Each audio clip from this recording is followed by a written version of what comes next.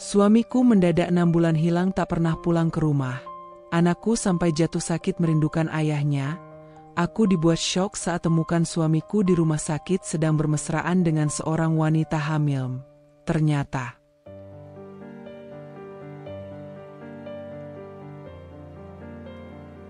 namaku Syfa. Aku seorang ibu rumah tangga biasa, tanpa gelar tinggi atau pekerjaan mentereng. Hari-hariku diisi dengan aktivitas yang mungkin terlihat monoton bagi sebagian orang. Memasak, mencuci, membersihkan rumah, menyiapkan kebutuhan suami dan anak. Tapi bagiku, semua itu justru sumber kebahagiaan. Ada rasa puas tersendiri ketika melihat wajah lelah Raka berubah lega saat pulang, atau senyum Gia yang merekah ketika aku menyajikan makanan kesukaannya. Aku menikah dengan Raka lebih dari 10 tahun lalu. Waktu itu aku masih berusia 23 tahun, dan dia 2 tahun lebih tua dariku. Raka bekerja sebagai supervisor di sebuah pabrik sepatu yang cukup besar di kota kami. Pekerjaannya memang tidak membuat kami kaya raya, tapi cukup untuk memberi kehidupan yang layak dan nyaman. Kami tinggal di sebuah rumah sederhana di perumahan pinggiran kota. Tidak besar, tapi cukup hangat untuk menampung cinta kami. Di ruang tamu kecil yang hanya berisi sofa tua dan meja kayu itu, sering terdengar tawa Gia yang kini berusia 8 tahun. Putri kecil kami adalah anugerah terindah. Aku masih ingat bagaimana Raka dulu menangis haru saat pertama kali menggendong Gia di rumah sakit. Air matanya jatuh di pipi bayi mungil itu, dan sejak saat itu aku tahu, dia akan jadi ayah yang luar biasa. "Bu, lihat ini. Aku dapat bintang 3 dari Bu Guru," teriak Gia suatu sore, pulang sekolah sambil melambaikan buku tulisnya. Pipinya memerah, keringat masih menetes, tapi senyumnya mengalahkan semua rasa lelah. Aku tersenyum, meraih tubuh mungilnya. "Wah, pintar sekali anak ibu. Nanti malam kita bikin puding coklat, ya, buat merayakan." "Ya Ai," soraknya sambil melompat-lompat. Saat itulah Raka muncul dari arah dapur. Rupanya ia baru saja menaruh tas kerjanya di kamar. "Ada apa ini ribut-ribut?" tanyanya sambil tersenyum, meraih Gia dan mengangkatnya tinggi-tinggi. "Aku dapat bintang 3, yah," jawab Gia dengan bangga. "Benarkah? Wah, Gia memang hebat. Ayah bangga sekali sama kamu," kata Raka sambil mengecup kening putrinya. Aku hanya berdiri di samping mereka, menatap dengan hati penuh rasa syukur. Pemandangan sederhana itu sudah lebih dari cukup bagiku. Tidak ada pesta mewah, tidak ada barang mahal, tapi di dalam rumah ini selalu ada tawa. Kadang aku bertanya-tanya, apakah aku terlalu beruntung? Raka tidak hanya suami yang bertanggung jawab, tapi juga sahabat terbaikku. Ia tidak pernah sekalipun membuatku merasa sendirian. Kalau aku lelah mengurus rumah, ia dengan ringan membantu menyapu atau mencuci piring. Kalau aku sakit, ia rela memasak mie instan untuk kami bertiga dan memastikan aku minum obat tepat waktu. Suatu malam, ketika Gia sudah tidur, aku dan Raka duduk di teras rumah. Angin malam bertiup lembut, dan aroma tanah basah masih tersisa dari hujan sore tadi. Aku sering kepikiran. "Kak," kataku pelan. "Kepikiran apa?" tanyanya sambil menyalakan rokok, lalu menoleh padaku. "Kenapa hidup kita terasa gampang?" Aku sering dengar cerita orang lain, rumah tangganya ribut karena ekonomi, atau karena suaminya kasar. Tapi sama kamu, semuanya terasa ringan. Apa kita cuma beruntung, atau memang kamu yang terlalu sabar menghadapi aku?" Raka terkekeh, menepuk punggung tanganku. "Ya mungkin aku memang suami terbaik di dunia." Aku memukul lengannya pelan. "Ih, sombong." "Tapi serius, SYF," lanjutnya dengan suara lebih dalam. "Aku gak pernah merasa terbebani sama kamu. Kamu itu pasangan yang selalu ada. Nggak menuntut aneh-aneh, nggak suka marah-marah. Jadi apalagi yang harus aku cari? Rumah kita memang kecil, tapi hangat. Itu sudah cukup buatku. Aku menunduk, hatiku hangat mendengarnya.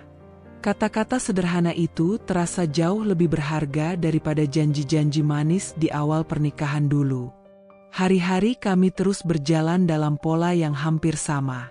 Pagi, aku menyiapkan sarapan sederhana. Nasi goreng, telur dadar, atau kadang hanya roti tawar dengan olesan coklat. Raka berangkat kerja dengan kemeja yang selalu kusetrika rapi malam sebelumnya, sementara Gia berangkat sekolah dengan rambut dikepang dua. Siang hari aku sibuk di dapur, kadang menerima pesanan kue kecil-kecilan dari tetangga. Malam hari, kami berkumpul lagi di ruang tamu, menonton acara televisi sambil berbagi cerita. Ayah, kalau Gia sudah besar nanti, Gia mau jadi dokter, kata putriku suatu malam dengan nada yakin. Wah, dokter ya? Hebat sekali. Kenapa dokter? Tanya Raka sambil mengelus rambutnya. Biar bisa ngobatin ayah kalau sakit. Ayah kan suka capek kerja, jawab Gia polos. Aku dan Raka saling pandang. Ada getar halus di hatiku. Anak sekecil itu sudah bisa berpikir sejauh itu. Kalau begitu, ayah janji akan kerja keras supaya bisa sekolahin Gia setinggi mungkin, ucap Raka. Aku menahan napas, menyadari betapa besar tanggung jawab yang dia pikul, tapi wajahnya tetap tenang, seakan yakin bisa menepati janji itu. Meski begitu, ada saat-saat kecil di mana aku sempat merasa khawatir. Raka sering pulang lebih larut dari biasanya. Katanya, lembur di pabrik. Tapi karena wajahnya tampak lelah dan bajunya masih berbau mesin serta keringat, aku tidak pernah menaruh curiga. Kak, kamu nggak capek terus-terusan lembur?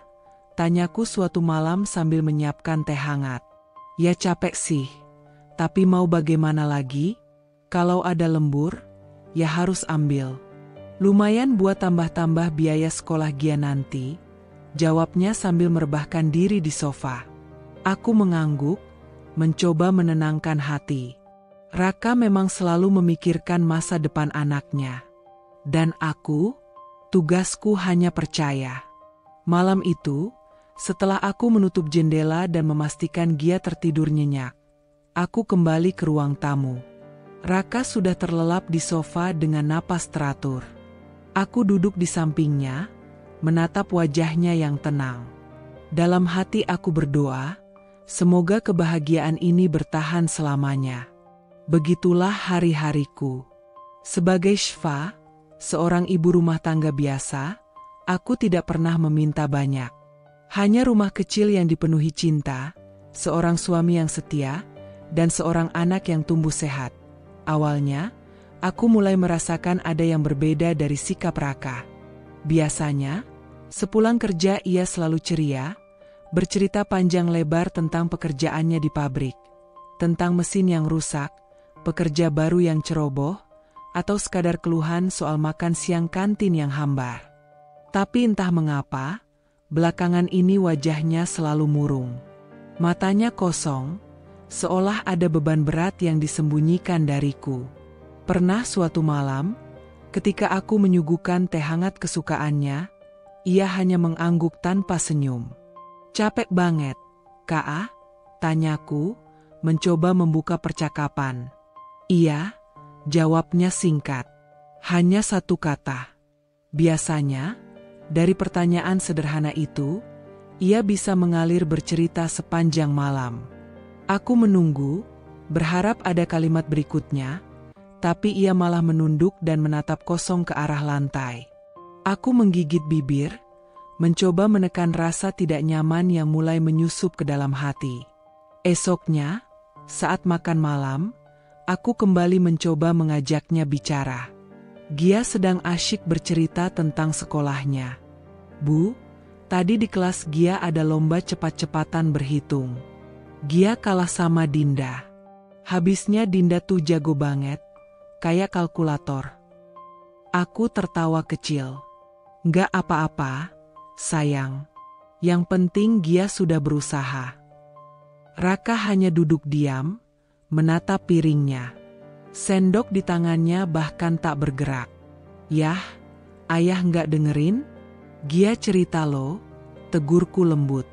Gia ikut menoleh ke arah ayahnya. Ayah, tadi aku lomba berhitung di sekolah. Raka tersentak, seolah baru sadar. Iya, Gia hebat.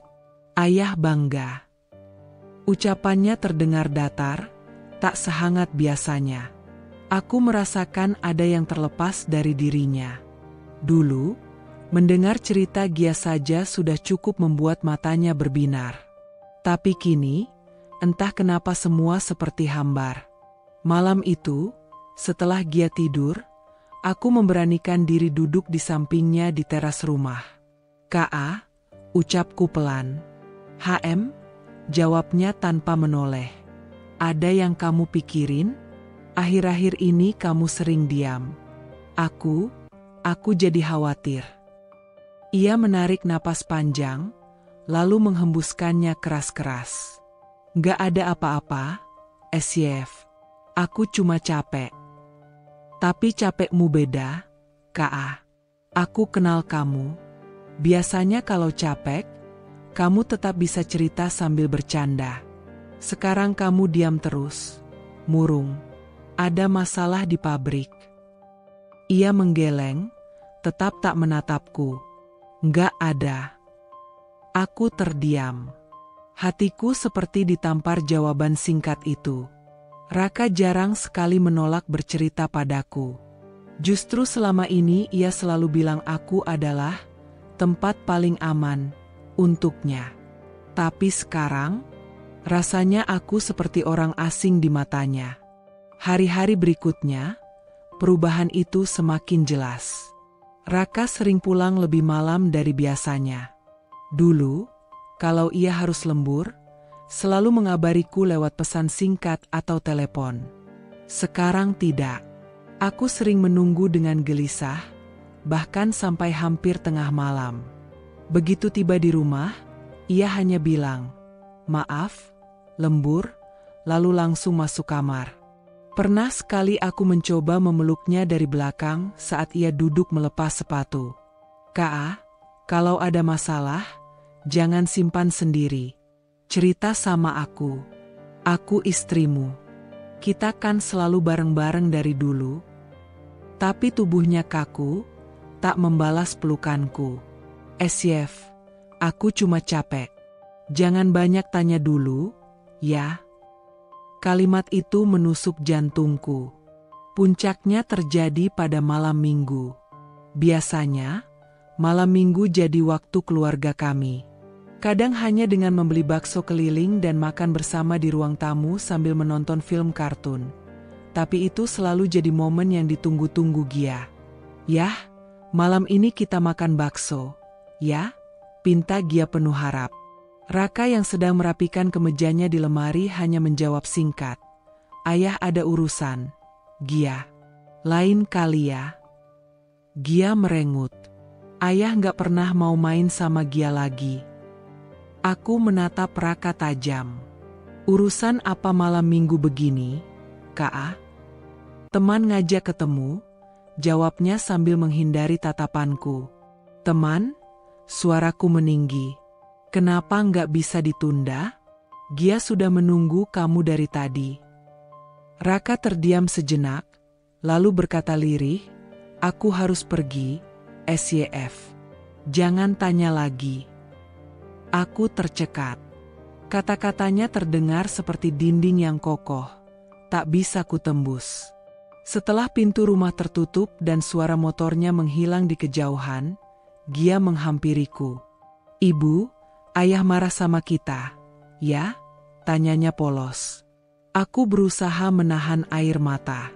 "Bukan, sayang. Ayah cuma lagi sibuk. Nanti juga ayah cerita." Tapi aku tahu, jawaban itu lebih untuk menenangkan diriku sendiri. Beberapa hari kemudian, aku akhirnya tak tahan lagi. Ketika Raka pulang lebih awal, aku menunggu sampai Gia tidur, lalu duduk di ranjang menatapnya. "Ka, aku nggak bisa begini terus," ujarku tegas. Raka menoleh, matanya lelah. "Apa maksudmu?" "Aku bisa rasain kamu berubah. Kamu nggak seperti dulu. Kamu dingin sama aku, sama Gia. Kamu pulang larut, alasanmu selalu lembur, tapi aku tahu ada yang kamu sembunyikan. Tolong jangan buat aku merasa jadi orang asing di rumah ini." Ia menutup wajah dengan kedua tangan, terdiam lama. Aku menunggu dengan jantung berdebar. "SYF," akhirnya ia berkata dengan suara bergetar. Aku nggak tahu harus cerita gimana. Ada hal-hal yang belum bisa aku jelasin sekarang." "Apa? Kenapa kamu nggak bisa cerita ke aku? Bukannya selama ini kita selalu terbuka?" Suaraku meninggi tanpa sadar. "Aku takut," katanya lirih. "Takut apa? Takut aku marah? Takut aku kecewa? Ka, justru aku lebih takut kalau kamu terus diam begini. Aku istrimu, aku punya hak untuk tahu apa yang kamu rasain." Ia menatapku sejenak. Ada genangan air di matanya. Tapi kemudian ia berdiri, meninggalkanku di ranjang. "Aku butuh waktu, SYF. Tolong jangan desak aku dulu."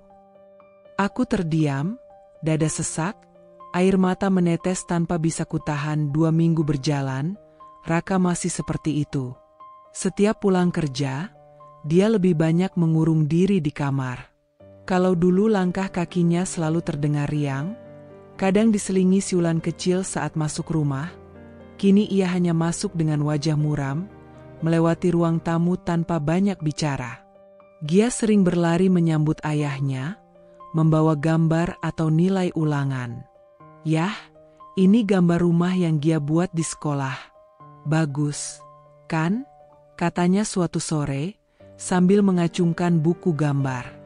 Raka hanya melirik sekilas. "Bagus."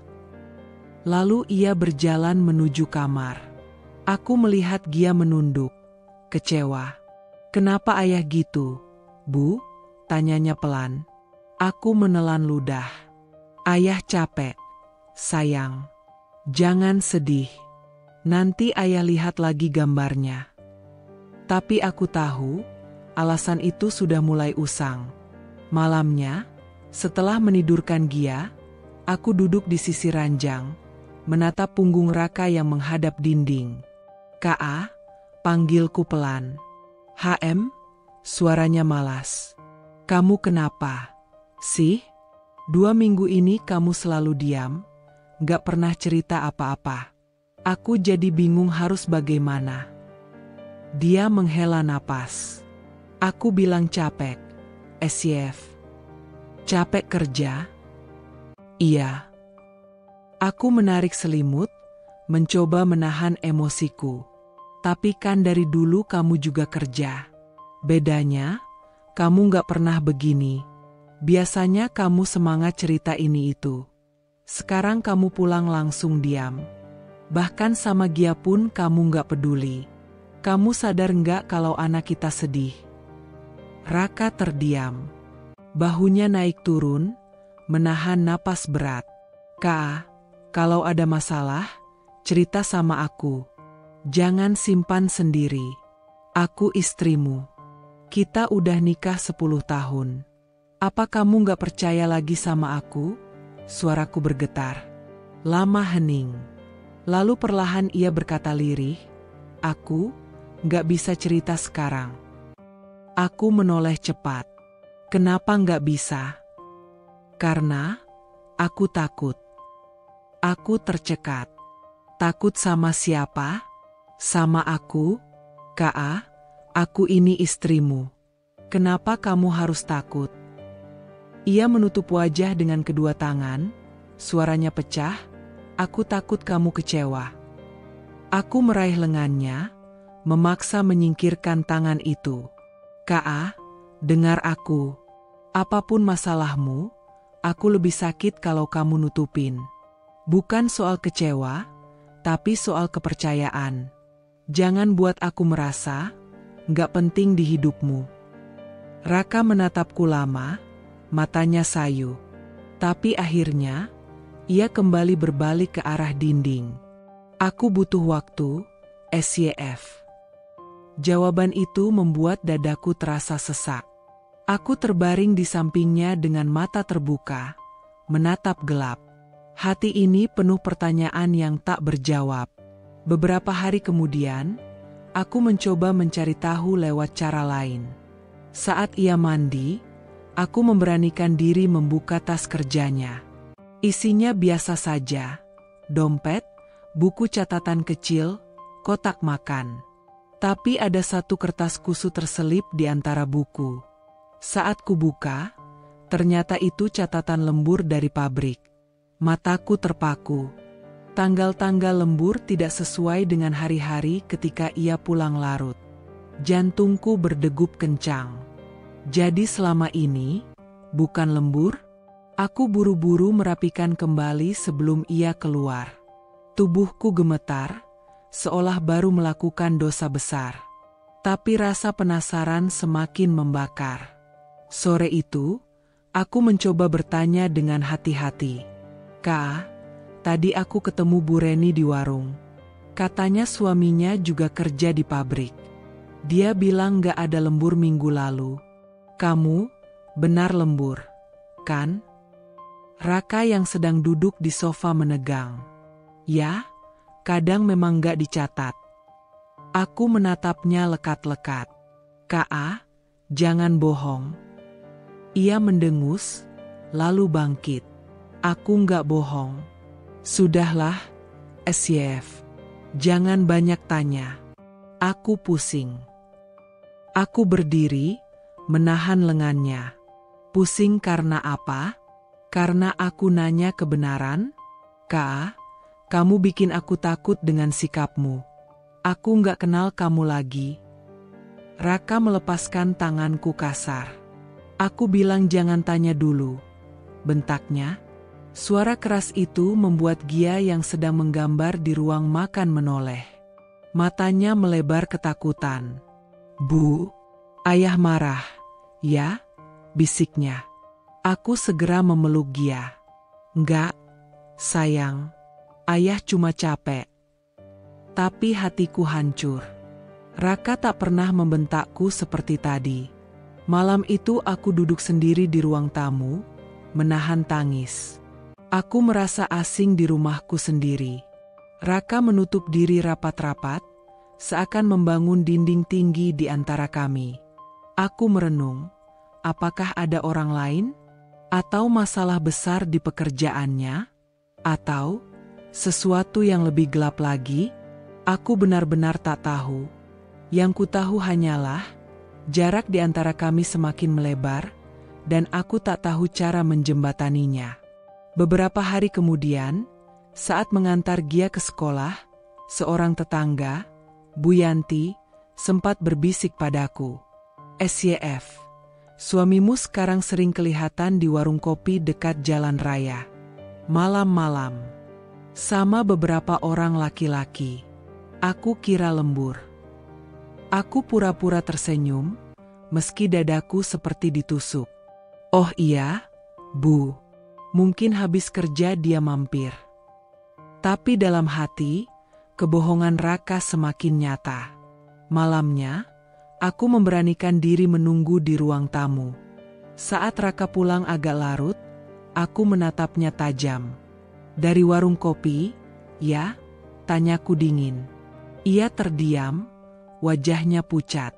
Kamu, dengar dari siapa? Jadi benar?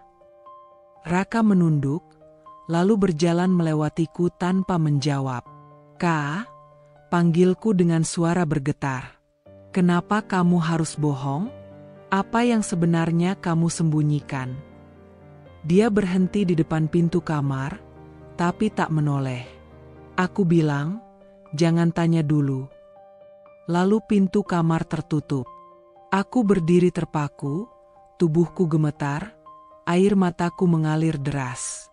Malam itu aku sadar, Aku sedang berjalan menuju sesuatu yang tak pernah kubayangkan sebelumnya. 2 bulan berlalu. Perubahan Raka semakin terasa. Ia semakin sering pulang larut malam, bahkan kadang tidak pulang sama sekali. Di awal-awal, aku masih bisa menenangkan hati dengan pikiranku sendiri. Mungkin pekerjaan di pabrik sedang menumpuk, mungkin dia benar-benar kelelahan. Tapi semakin lama, alasan itu terdengar semakin rapuh. Ketika aku menelponnya, nomornya sering tidak aktif. Atau kadang aktif, tapi tak diangkat. Bahkan pesan singkatku hanya dibaca tanpa balasan. Aku duduk di ruang tamu, menatap layar ponsel dengan dada berdebar. Jam menunjukkan pukul 11 malam. Gia sudah lama tidur di kamarnya, tapi aku masih menunggu. Ku ketik pesan singkat. "Kak, kamu di mana? Kenapa belum pulang?" Tak ada balasan. Ku telepon. Nomornya tidak aktif. Aku menunggu lagi, setengah jam. Ku coba lagi. Masih sama. Dalam hati kecilku, muncul ketakutan yang tak bisa kuabaikan. Apakah dia bersama orang lain? Aku cepat-cepat menggeleng, mencoba menepis pikiran itu. Tidak, itu bukan Raka yang ku kenal. Suamiku bukan tipe laki-laki seperti itu. Tapi kenyataannya, aku tak punya jawaban lain. Keesokan paginya, Raka pulang ketika matahari sudah tinggi. Aku sedang menyiapkan sarapan untuk Gia saat pintu depan terbuka. "Yah!" seru Gia riang, berlari menyambut. Tapi begitu melihat ayahnya, ia terhenti. Raka tampak berantakan. Matanya sembab, wajahnya pucat, rambutnya acak-acakan. "Kenapa ayah baru pulang?" tanya Gia polos. Raka tersenyum hambar. "Ayah ada urusan semalam. Maaf, sayang." Aku hanya menatapnya tanpa kata. Ada sejuta tanya di kepalaku, tapi lidahku keluh. "SYF, nanti kita bicara," ucapnya lirih, lalu berjalan masuk kamar. Aku menelan ludah. Kata-kata itu membuatku makin cemas. Bicara apa? Siangnya, ketika Raka tidur, aku duduk di teras rumah dengan pikiran kacau. Bu Yanti, tetangga depan rumah, menghampiri. "SYF, suamimu semalam gak pulang, ya?" tanyanya hati-hati. Aku terkejut. Kenapa Bu tanya begitu? Soalnya aku lihat Raka di warung kopi dekat terminal, sekitar jam 11 malam. Sama beberapa orang laki-laki. Mereka kelihatan serius ngobrol. Aku kira dia lembur, tapi kok malah nongkrong di situ. Aku tersenyum hambar, berusaha menutupi rasa panik. "Oh, mungkin ada urusan." "SYF, kamu hati-hati ya. Aku cuma kasihan kalau kamu gak tahu apa-apa." Setelah Bu Yanti pergi, tubuhku lemas. Jadi benar, Raka bukan di pabrik. Kalau hanya sekadar nongkrong, kenapa harus berbohong? Kenapa harus pulang pagi? Malam itu, aku mencoba bicara. "Kak," ucapku ketika ia sedang duduk di sofa, menyalakan televisi. "HM, aku mau tanya jujur. Kamu semalam di mana?" Ia menoleh sebentar, lalu kembali ke televisi. Aku bilang ada urusan. "Urusan apa sampai nggak bisa pulang?" "Kak, kamu sadar nggak sudah 2 bulan ini kamu sering pulang larut? Bahkan nggak pulang?" Aku nggak bisa terus-terusan diam. Raka menghela napas panjang, lalu mematikan televisi. Ia menatapku, matanya sayu. "SYF, aku janji aku nggak macam-macam. Aku nggak selingkuh. Aku nggak main perempuan." Aku tercekat. Aku bahkan gak nanya soal itu. "Kenapa kamu bilang begitu?" Ia terdiam. Tangannya meremas paha. "Aku cuma gak mau kamu salah paham. Kalau begitu, jelaskan. Kamu ngapain tiap malam? Jangan biarkan aku menebak-nebak. Ka, aku capek. Suaraku mulai bergetar. Raka bangkit, berjalan mondar-mandir. Aku nggak bisa cerita sekarang. Percayalah sama aku. Aku berdiri, menatapnya dengan air mata mengalir. Percaya?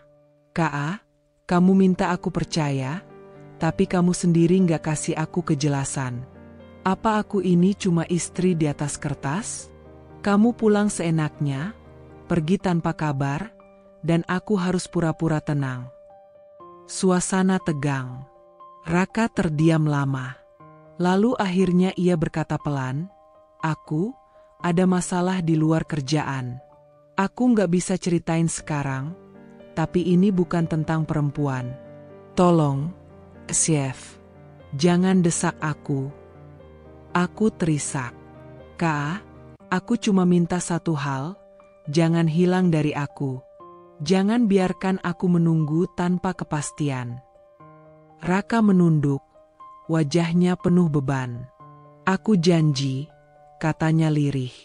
Tapi janji itu terdengar rapuh, seolah akan pecah kapan saja.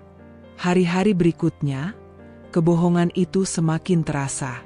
Pernah sekali, aku melihat ponselnya bergetar di meja makan. Ada pesan masuk. "Nanti malam ketemu lagi di tempat biasa. Jangan lupa bawa." Jantungku berdegup kencang. Pesan itu tidak bernama, hanya nomor. Aku hampir membuka, tapi buru-buru menghentikan tangan. Aku takut jika ketahuan, Raka semakin marah. Saat ia kembali, aku berpura-pura sibuk di dapur. Tapi malamnya, ia benar-benar pergi lagi tanpa kabar. Aku duduk di kursi ruang tamu, menunggu dengan mata sembab. Gia yang sudah tidur lelap, tak tahu ibunya menahan hancur sendirian. Beberapa kali, aku mencoba membuntutinya. Pernah suatu malam aku nekat naik ojek, mengikuti dari jauh. Motor Raka melaju ke arah jalan raya, lalu berhenti di depan sebuah warung kopi gelap. Aku melihat ia duduk bersama beberapa pria asing. Mereka berbicara serius, wajah-wajahnya tegang. Aku gemetar, menyembunyikan diri di balik tiang listrik. Dari jauh aku melihat Raka menyerahkan sesuatu, seperti amplop coklat. "Ya Tuhan," bisikku. Aku tak berani mendekat. Air mataku menetes deras. Apa yang sebenarnya Raka lakukan? Ketika aku pulang, tubuhku lemas. Aku bahkan tak sanggup memandang wajahnya lagi. Keesokan harinya, aku akhirnya meledak. "Ka, panggilku ketika Gia sudah berangkat sekolah. Aku lihat kamu semalam. Di warung kopi. Kamu kasih sesuatu ke orang." Wajah Raka berubah pucat. "Kamu ngikutin aku?" Jawab aku. "Itu apa? Kamu sebenarnya ngapain selama ini?" Ia menarik napas berat, lalu membentakku, "SYF. Jangan ikut campur urusanku." Aku terdiam, tubuhku gemetar. "Ikut campur? Ka, aku ini istrimu. Kalau kamu punya masalah, kenapa aku nggak boleh tahu?" Raka menatapku dengan mata merah, penuh amarah sekaligus putus asa. "Karena kalau kamu tahu, kamu akan benci aku." Aku terisak, menutup wajahku. "Aku lebih benci kalau kamu terus berbohong." Hening. Raka duduk, memegang kepalanya. Suaranya pecah, aku nggak tahu harus gimana. "SYF, aku terjebak." Aku menatapnya bingung. Terjebak apa? Tapi ia tak menjawab. Hanya diam, membiarkan aku larut dalam kebingungan yang semakin mencekik. Malam itu aku menangis sejadi-jadinya. Aku tahu, ada sesuatu yang besar sedang ia sembunyikan. Sesuatu yang bisa menghancurkan rumah tangga kami kapan saja. Malam itu begitu panjang. Jam dinding di ruang tamu berdetak lambat, seolah mengejek kegelisahanku. Jarum jam menunjuk pukul 1 dini hari, lalu 2, hingga hampir pukul 3. Tapi pintu rumah tetap tertutup rapat, tanpa suara langkah kaki yang biasanya begitu kukenal. Langkah Raka. Aku duduk di ruang tamu, masih dengan daster yang sudah kusut karena dari tadi kugunakan untuk mengelap air mata. Ponselku tergeletak di meja, berkali-kali ku coba menelpon nomor Raka, tapi selalu masuk ke nada, nomor yang Anda tuju sedang tidak aktif. Aku menggigit bibirku, mencoba menahan sesak di dada. Ya Allah, Raka, di mana kamu? Bisikku lirih, suaraku hampir hilang di telan sepi. Suara kecil tiba-tiba terdengar dari belakang. Bu. Aku menoleh.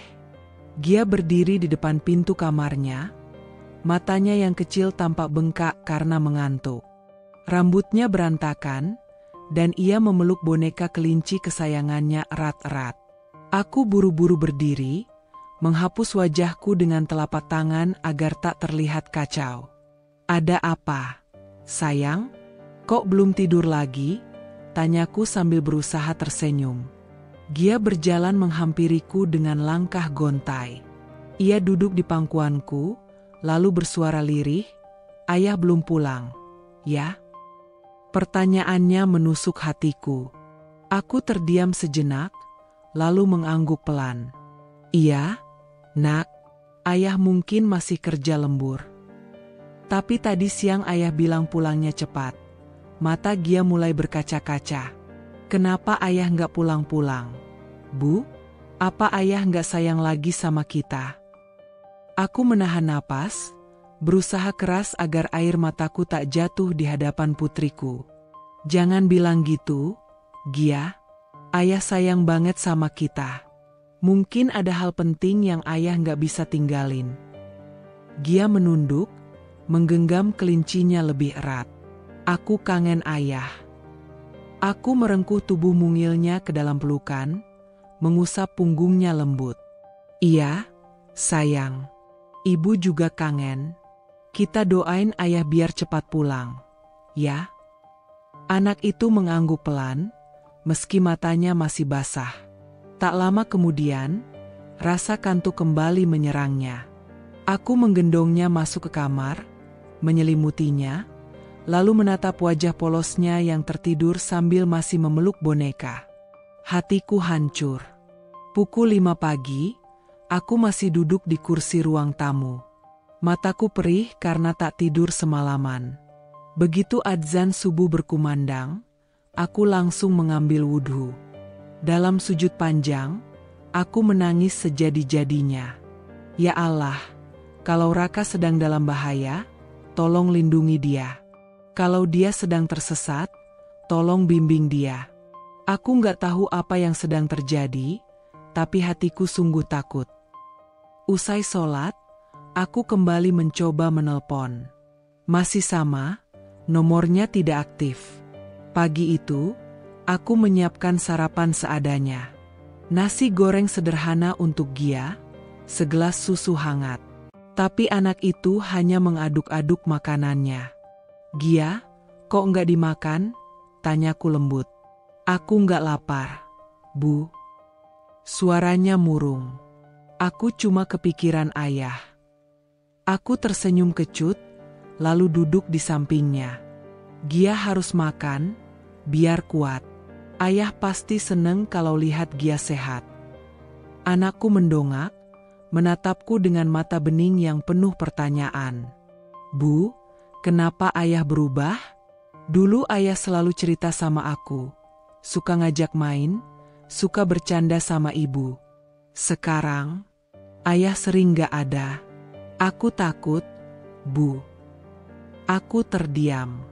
Kata-kata Gia terasa seperti tamparan. Anak sekecil itu saja bisa merasakan perubahan yang kucoba untuk abaikan. "Gia sayang, kadang orang dewasa punya masalah yang kita nggak ngerti. Tapi itu bukan berarti ayah nggak sayang sama kita," jawabku dengan suara bergetar. Hari berganti. Malam berikutnya, Raka baru muncul di rumah sekitar pukul 4 pagi. Aku yang setengah terlelap di kursi ruang tamu, langsung tersentak mendengar suara kunci pintu. Dia masuk pelan-pelan, mungkin berharap aku tidak menyadarinya. Tapi begitu dia melihatku duduk dengan mata bengkak, ia terdiam. "Raka," suaraku parau. Dia mematung sejenak, lalu mencoba tersenyum kecil. "Kamu belum tidur?" Aku bangkit berdiri. "Belum. Aku nunggu kamu. Semalaman." Raka menunduk, menaruh tas kerjanya di meja. "Maaf, aku pulang larut." "Larut?" Aku menahan emosi yang sudah menggelegak. "Ini bukan larut, Rak. Ini pagi. Kamu tahu semalam Gia nangis cari kamu? Dia nanya berkali-kali, 'Ayah kemana?' Aku harus jawab apa?" Raka menghela napas panjang. "Aku capek, Esyef. Tolong jangan tanya-tanya dulu." Aku mendekat, menatap matanya yang terlihat letih, tapi juga seperti menyimpan sesuatu. "Capek? Aku ngerti kamu capek kerja. Tapi apa kerjaan bisa bikin kamu nggak pulang semalaman? Nggak bisa kabarin aku sama sekali?" Dia terdiam. "Nomor kamu mati terus. Aku takut terjadi apa-apa. Tapi kamu pulang tanpa rasa bersalah, tanpa penjelasan." Suaraku mulai meninggi, air mata kembali jatuh. Raka menutup wajah dengan kedua tangan. "Aku nggak bisa jelasin sekarang, Syf. Tolong percaya sama aku." Aku terdiam, hatiku bergetar mendengar kalimat itu. "Percaya? Aku selalu percaya sama kamu, Rak. Tapi sikap kamu sekarang, kamu sadar nggak? Kamu sendiri yang bikin kepercayaan itu runtuh." Raka tak menjawab. Dia hanya melepas kemejanya, lalu bergegas masuk kamar tanpa menoleh lagi. Aku berdiri kaku di ruang tamu, tubuhku bergetar karena campuran marah, kecewa, dan takut. Di dalam kamar, kudengar suara Gia yang terbangun. "Ayah?" Suaranya riang, meski masih serak karena baru bangun tidur. Raka menjawab singkat, "Iya, sayang, ayah pulang." Aku menutup mulutku, menahan tangis agar tidak terdengar. Dalam hati, aku tahu ada sesuatu yang besar sedang disembunyikan Raka. Dan itu hanya soal waktu sampai semuanya terbongkar. Pagi itu, setelah menyiapkan sarapan sederhana untuk Gia dan menitipkannya ke tetangga sebelah, aku memberanikan diri mengambil langkah yang sudah lama kutahan. Aku harus mencari jawaban. Semenjak semalam Raka pulang dengan wajah penuh misteri, lalu menghindar dari semua pertanyaanku, hatiku semakin gelisah. Terlebih saat kutatap matanya, ada sesuatu yang ia sembunyikan. Sesuatu yang berat. "Aku nggak bisa terus-terusan begini," gumamku lirih sambil mengikat jilbab. Langkahku terasa berat saat mendekati gerbang pabrik tempat Raka bekerja. Pabrik sepatu itu sudah kukenal sejak lama. Bahkan beberapa kali aku ikut arisan bersama istri karyawan lain di kantin kecil dekat gerbang. Satpam di pintu masuk menatapku dengan ramah. "Bushfa, lama nggak kelihatan. Mau ketemu Pak Raka, ya?" tanyanya. Aku mengangguk. "Iya, Pak. Raka ada di dalam." Satpam itu mendadak ragu, senyumnya memudar. Coba ibu langsung tanya ke HRD saja." Soalnya, ia menahan kalimatnya, membuat jantungku berdegup lebih cepat. Aku mengucapkan terima kasih singkat lalu berjalan masuk.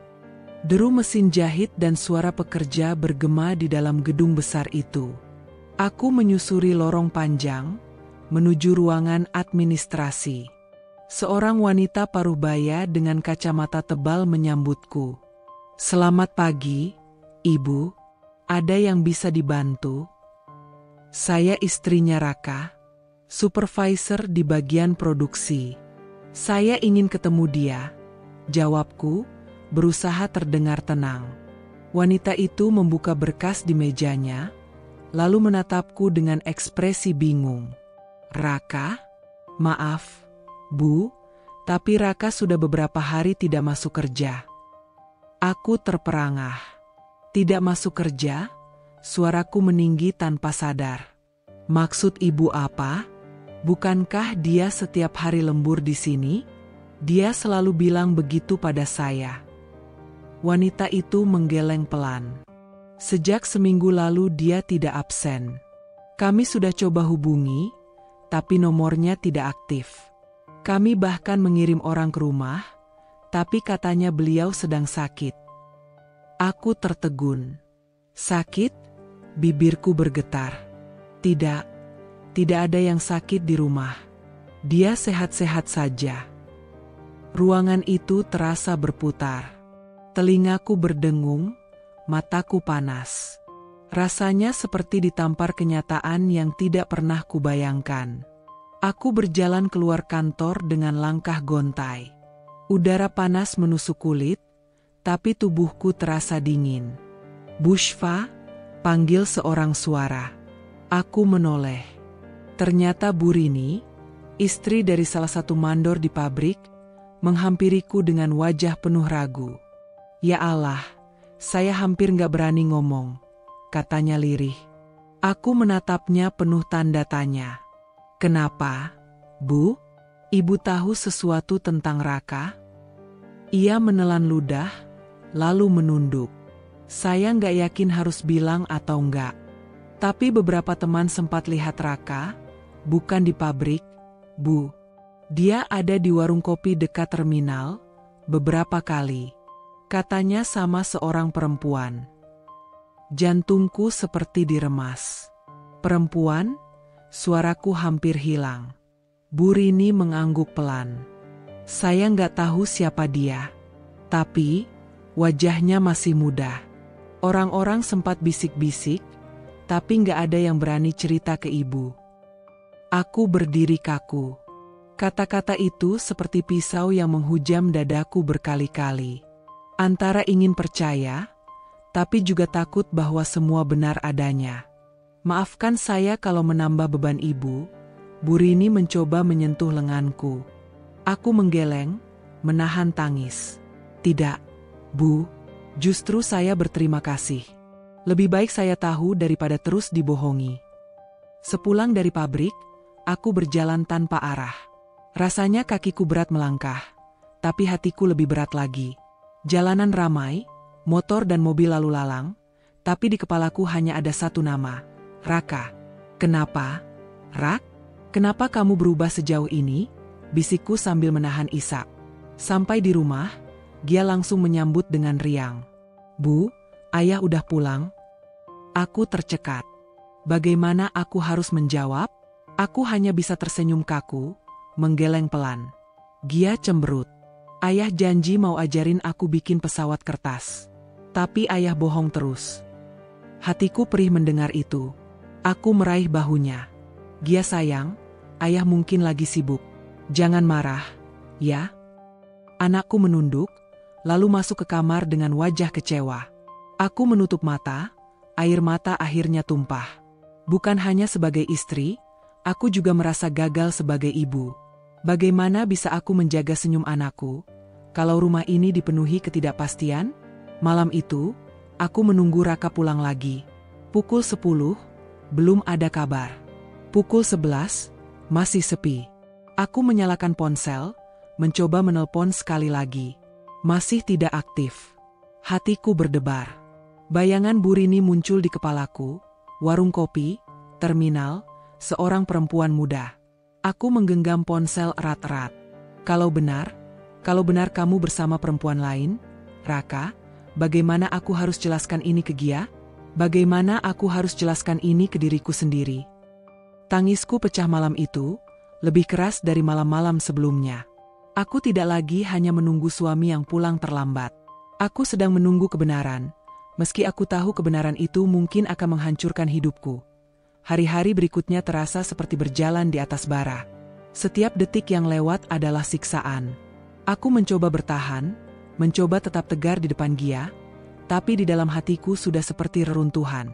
Setiap pagi aku berkeliling, mencoba mencari keberadaan Raka. Aku mendatangi rumah teman-teman dekatnya, orang-orang yang dulu sering ia sebut dalam ceritanya. "Pak Budi, apa Raka pernah mampir ke sini?" tanyaku suatu pagi ketika berdiri di teras rumah sahabat lamanya. Pak Budi menggeleng cepat. "Nggak pernah, Bu. Saya juga kaget dengar dia nggak masuk kerja. Biasanya Raka itu rajin, orangnya terbuka. Ada apa sebenarnya?" Aku hanya bisa menunduk. "Saya juga nggak tahu, Pak. Justru itu saya cari. Kalau nanti Bapak dengar kabar, tolong kasih tahu saya, ya." Setiap rumah yang kudatangi memberikan jawaban yang sama. Tidak tahu, tidak pernah lihat, tidak dengar kabar. Seolah-olah Raka benar-benar menghilang di telan bumi.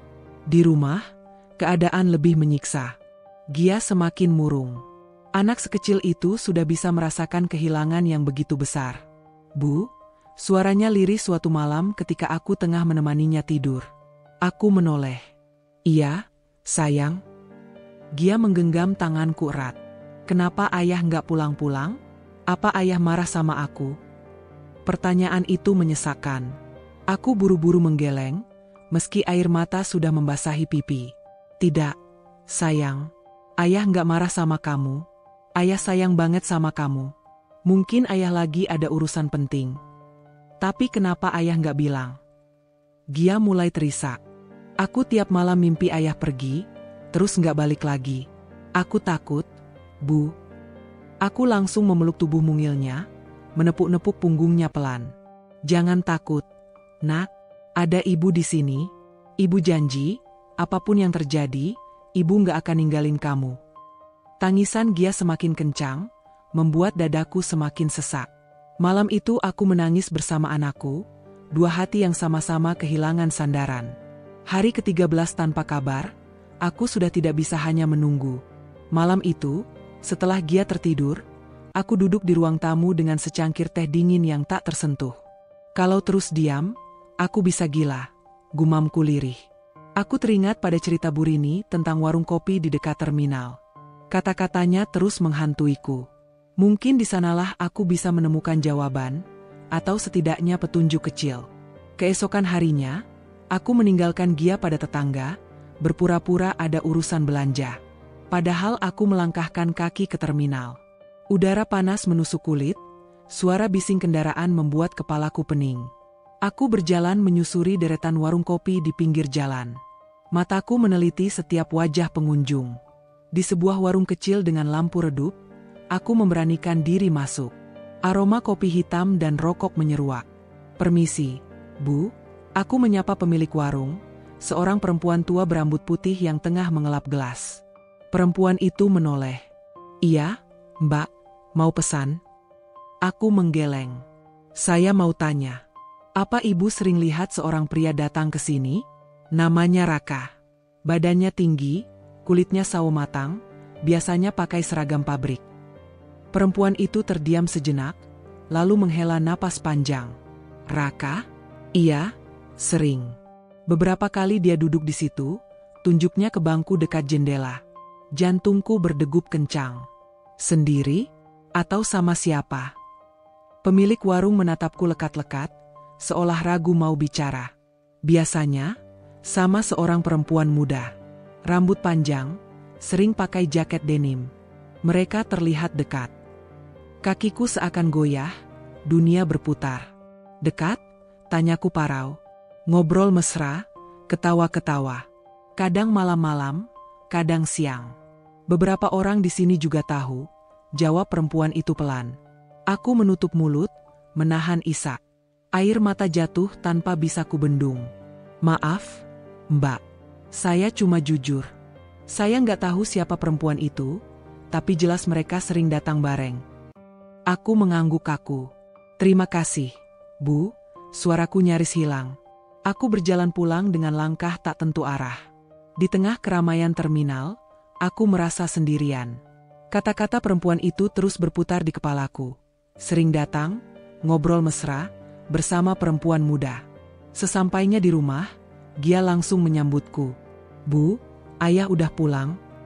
Aku memaksakan senyum, lalu menggeleng. "Belum, sayang." Gia menunduk kecewa. Aku merengkuhnya, mencium kepalanya erat-erat. Tapi hatiku hancur berkeping-keping. Bagaimana aku bisa menjaga senyum anakku, sementara dunia yang kubangun bersama Raka sedang runtuh? Malam itu, aku menangis lebih lama dari biasanya. Kali ini bukan hanya karena kehilangan, tapi karena pengkhianatan mulai menunjukkan wajahnya. Hari itu matahari bersinar terik, tapi rumahku terasa dingin dan suram. Aku sedang melipat pakaian Gia di ruang tengah, ketika terdengar ketukan pelan di pintu. Tok, tok, tok. Aku membuka pintu dengan wajah lelah. Di hadapanku berdiri seorang pria, sekitar usia 40-an, tubuhnya agak kurus, wajahnya ramah tapi penuh keraguan. Aku mengenalnya, Andi, teman lama Raka, dulu sering main ke rumah saat awal-awal pernikahan kami. "Andi?" tanyaku sedikit heran. "Iya, Esyef. Assalamualaikum." "Waalaikumsalam. Masuklah, Di," ajakku sambil menyingkirkan beberapa baju yang masih berserakan di sofa. Andi duduk, tangannya meremas-remas topi lusuh yang dibawanya. Ekspresinya tidak biasa, seperti ada sesuatu yang berat ingin ia sampaikan. Aku menyuguhkan segelas teh hangat, lalu duduk di depannya. "Ada apa, Di? Sudah lama banget kamu nggak kesini?" Andi menarik napas panjang. "Iya, Esyef. Maaf kalau kedatangan saya mendadak. Sebenarnya, saya sudah lama mikir, harus bilang atau enggak. Tapi rasanya hati saya nggak tenang kalau terus diam." Aku menatapnya penuh tanda tanya. "Maksud kamu apa?" Ia menunduk, lalu perlahan membuka suara. "Esyef, sebenarnya Raka dulu dekat dengan seorang wanita di pabrik. Namanya Intan. Dia kerja di bagian administrasi. Saya kira awalnya cuma sebatas rekan kerja, tapi lama-lama, kelihatan lebih dari itu." Kata-katanya membuat tubuhku kaku. "Intan?" Suaraku nyaris berbisik. Andi mengangguk pelan. Anehnya, Intan juga tiba-tiba menghilang dari pabrik. Hampir bersamaan waktunya dengan Raka yang gak masuk kerja. Aku terdiam. Dunia seperti runtuh di kepalaku. Jantungku berdegup kencang, telapak tanganku dingin. "Jadi, maksudmu, Raka pergi sama perempuan itu?" tanyaku parau, air mata sudah menggenang di pelupuk. Andi menatapku dengan iba. "Saya nggak berani memastikan, Esyef. Tapi banyak yang di pabrik menduga begitu. Mereka sering terlihat berduaan, pulang bareng. Bahkan ada yang bilang beberapa kali lihat mereka di warung dekat terminal. Makanya waktu Raka mendadak hilang, nama Intan juga langsung disebut-sebut." Aku menutup wajah dengan kedua tangan, tubuhku bergetar. Semua potongan puzzle mulai menyatu. Cerita Bu Rini tentang perempuan muda di warung kopi, kabar dari HRD bahwa Raka tak masuk kerja, dan sekarang, Intan. "Kenapa, Rak?" gumamku sambil terisak. "Kenapa tega?" Andi tampak gelisah. "Saya tahu ini berat buat kamu. Tapi saya pikir kamu harus tahu. Biar kamu nggak terus menunggu tanpa kepastian."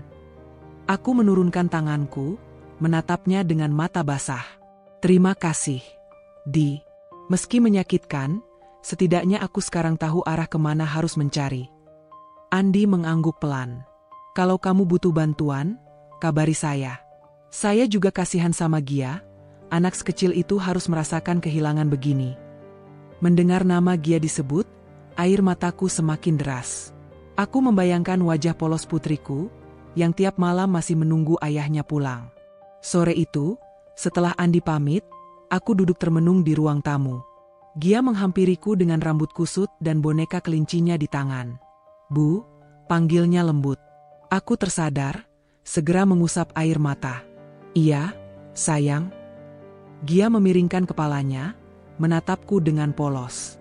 "Tadi siapa, Bu?" "Om Andi, teman ayah." "Dia bilang ayah mau pulang?" tanya Gia penuh harap. Aku tercekat. Bagaimana aku bisa menjawab? Aku tak mungkin menceritakan pada anak sekecil itu tentang ayahnya yang mungkin pergi bersama perempuan lain. Aku hanya tersenyum kaku dan mengusap kepalanya. "Om Andi cuma mampir silaturahmi. Ayah pasti pulang kalau urusannya selesai." Gia menghela napas kecil, lalu memelukku erat-erat. "Aku kangen ayah, Bu." Pelukan itu membuatku hancur. Aku membalas pelukan anakku, menahan tangis agar tidak pecah di depannya. Malam itu aku tidak bisa tidur. Kata-kata Andi terus terngiang-ngiang. Raka dekat dengan Intan. Intan juga menghilang bersamaan dengan Raka. Aku duduk di ruang tamu. Lampu redup menerangi foto keluarga yang tergantung di dinding. Foto kami bertiga, aku, Raka, dan Gia, tersenyum bahagia. Waktu itu aku yakin keluarga kecilku sempurna. Aku yakin Raka adalah lelaki terbaik yang pernah diberikan Tuhan untukku. Tapi kini, senyum di foto itu terasa seperti ejekan. Aku meraih foto tersebut, memandang lekat wajah Raka. Kenapa? Rak? Apa yang kurang dari kita? Apa aku nggak cukup? Apa Gia nggak cukup? Air mataku jatuh lagi. Aku ingin marah, tapi tubuhku terlalu lelah. Aku ingin berteriak, tapi yang keluar hanya bisikan lirih penuh luka. Keesokan harinya, aku memberanikan diri mencari tahu tentang Intan. Aku bertanya ke beberapa tetangga yang bekerja di pabrik. Intan? Oh, iya, dia anaknya manis, ramah. Tapi tiba-tiba nggak pernah kelihatan lagi, kata salah satu tetangga, Bu Yanti. Katanya dia resign mendadak, nggak ada pamit-pamit. Semua heran, tambahnya. Aku menelan ludah. Semakin jelas. Semua mengarah ke satu kemungkinan, Raka dan Intan pergi bersama. Saat pulang, aku melihat Gia sedang bermain sendirian di ruang tamu, menggambar dengan pensil warna. Aku menghampirinya. Apa yang kamu gambar, sayang? Tanyaku sambil duduk di sampingnya. Gia menunjukkan kertasnya. Sebuah gambar sederhana. Ada 3 orang, seorang pria, seorang wanita, dan seorang anak kecil. Mereka bergandengan tangan di bawah matahari. Ini ayah, ibu, sama aku, katanya polos. Aku gambar biar kita bisa bareng-bareng lagi. Aku tidak kuat. Air mataku jatuh begitu saja. Aku memeluknya erat-erat, berharap ia tidak melihat betapa hancurnya hatiku. Malam itu aku sadar, aku tidak bisa hanya menunggu. Aku harus mencari tahu lebih jauh, meski itu berarti menghadapi kenyataan pahit. Aku menatap foto keluarga yang masih kugenggam. Aku akan cari kamu, Rak, dan kalau benar kamu bersama Intan, aku akan hadapi kenyataan itu. Untuk diriku, untuk Gia. Suara tangis Gia malam itu membuatku tersentak dari lamunan. Tubuh kecilnya menggeliat gelisah di atas kasur. Aku mendekat dengan panik, meraba dahinya. Panas. Tubuhnya terbakar seperti api. Ya Allah, gumamku dengan tangan gemetar. Aku buru-buru mengambil termometer yang tersimpan di kotak obat. Angka yang tertera membuat nafasku tercekat, 39,5 derajat. Bu, ayah mana? Ayah, pulang ya? Gia mengigau lirih, matanya setengah terpejam, keringat bercucuran di pelipisnya. Hatiku seperti diremas. Aku mengusap kepalanya, berusaha tersenyum meski air mata mengalir. Iya, sayang, ayah pulang kok. Tenang aja, ya, tidur dulu. Tapi Gia menggeleng lemah, lalu kembali terisak. Aku kangen ayah.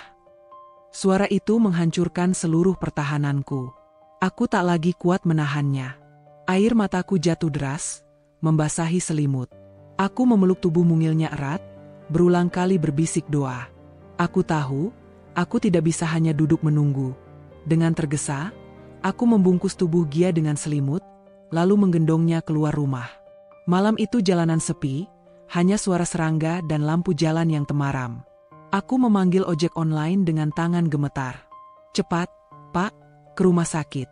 Pintaku begitu masuk ke motor dengan Gia yang lemah di pelukanku. Di rumah sakit, aku berlari ke bagian IGD.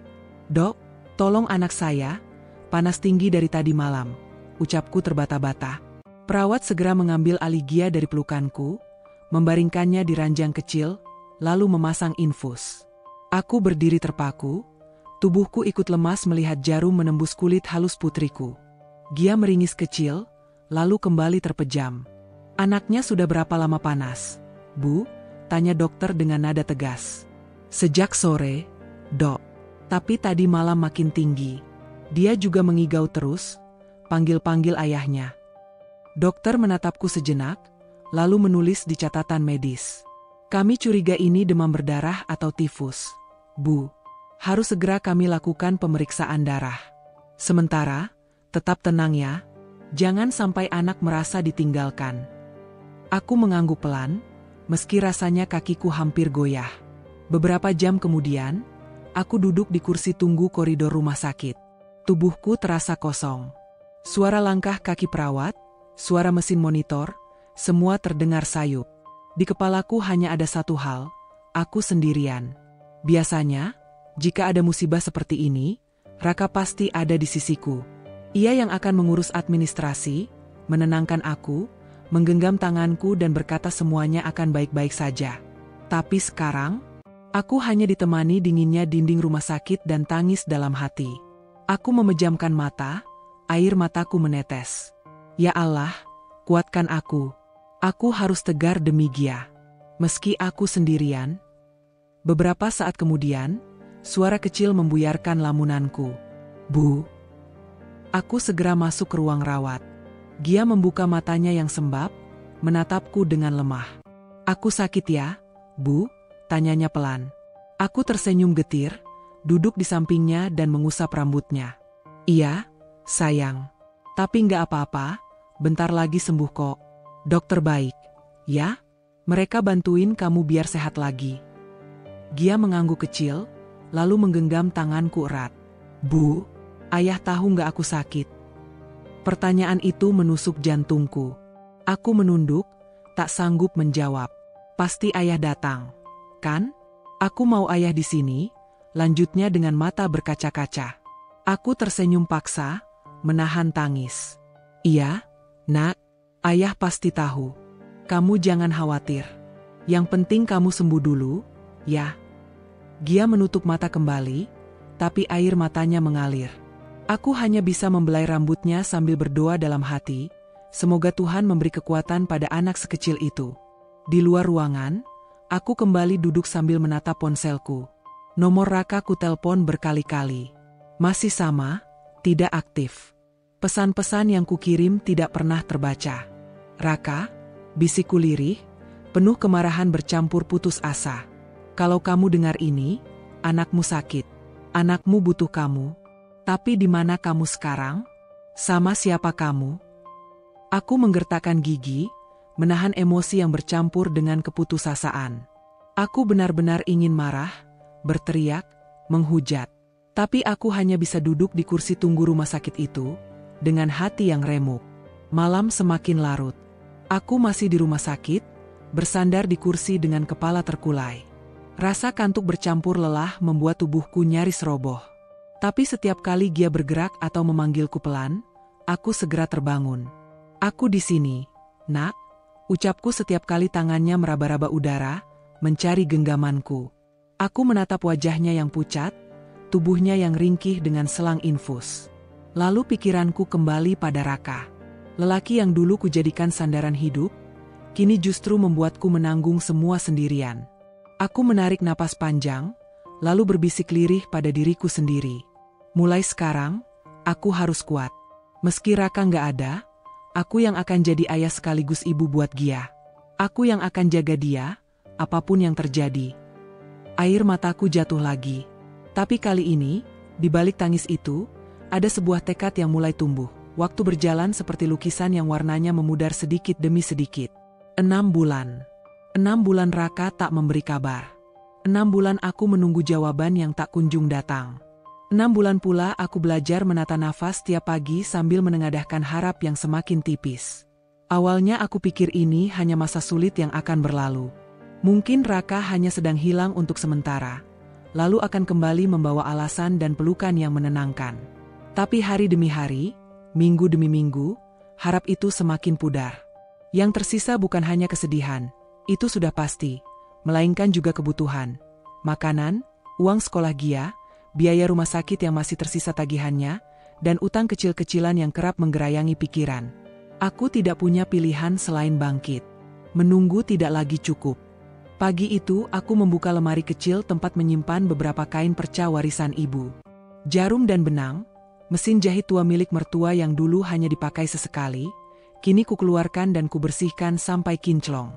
Tangan yang dulu lebih sering mengaduk sayur kini mesti belajar menyusun pola, merapikan jahitan, memperbaiki lipatan yang salah. Kalau hasilnya rapi, ibu biasanya bisa jual 5 potong per minggu, kata Bu Yanti ketika ku beritahu niatku. Ia memberi aku beberapa pesanan kecil untuk dimulai. Lap meja, sarung bantal, dan taplak sederhana. Uang 50.000 terasa seperti emas di hari itu. Belajar jahit malam-malam sambil membelah rintik hujan di atap rumah, aku merasa seolah memintal kembali hidup yang nyaris sobek. Jari-jariku lecet berkali-kali, benang kusut, pola yang salah, semua itu bagian dari proses. Setiap satu jahitan rapi adalah kemenangan kecil. Setiap baju yang laku adalah napas lega. Bukan cuma menjahit. Aku mencoba semuanya. Pagi hari selepas mengantar Gia ke sekolah, aku menerima pesanan menggoreng kue, bikin jajanan pasar, mengantarkan ke warung-warung sekitar. Siang hari aku menyetrika pakaian tetangga. Sore hari, kalau ada waktu, aku membuka meja kecil di depan rumah, menjual minuman hangat dan gorengan. Awalnya, tetangga berpandang aneh. Ibu rumah tangga kok jualan begini? SYF? Tanya salah seorang ibu arisan dengan nada setengah gugup, setengah menyelidik.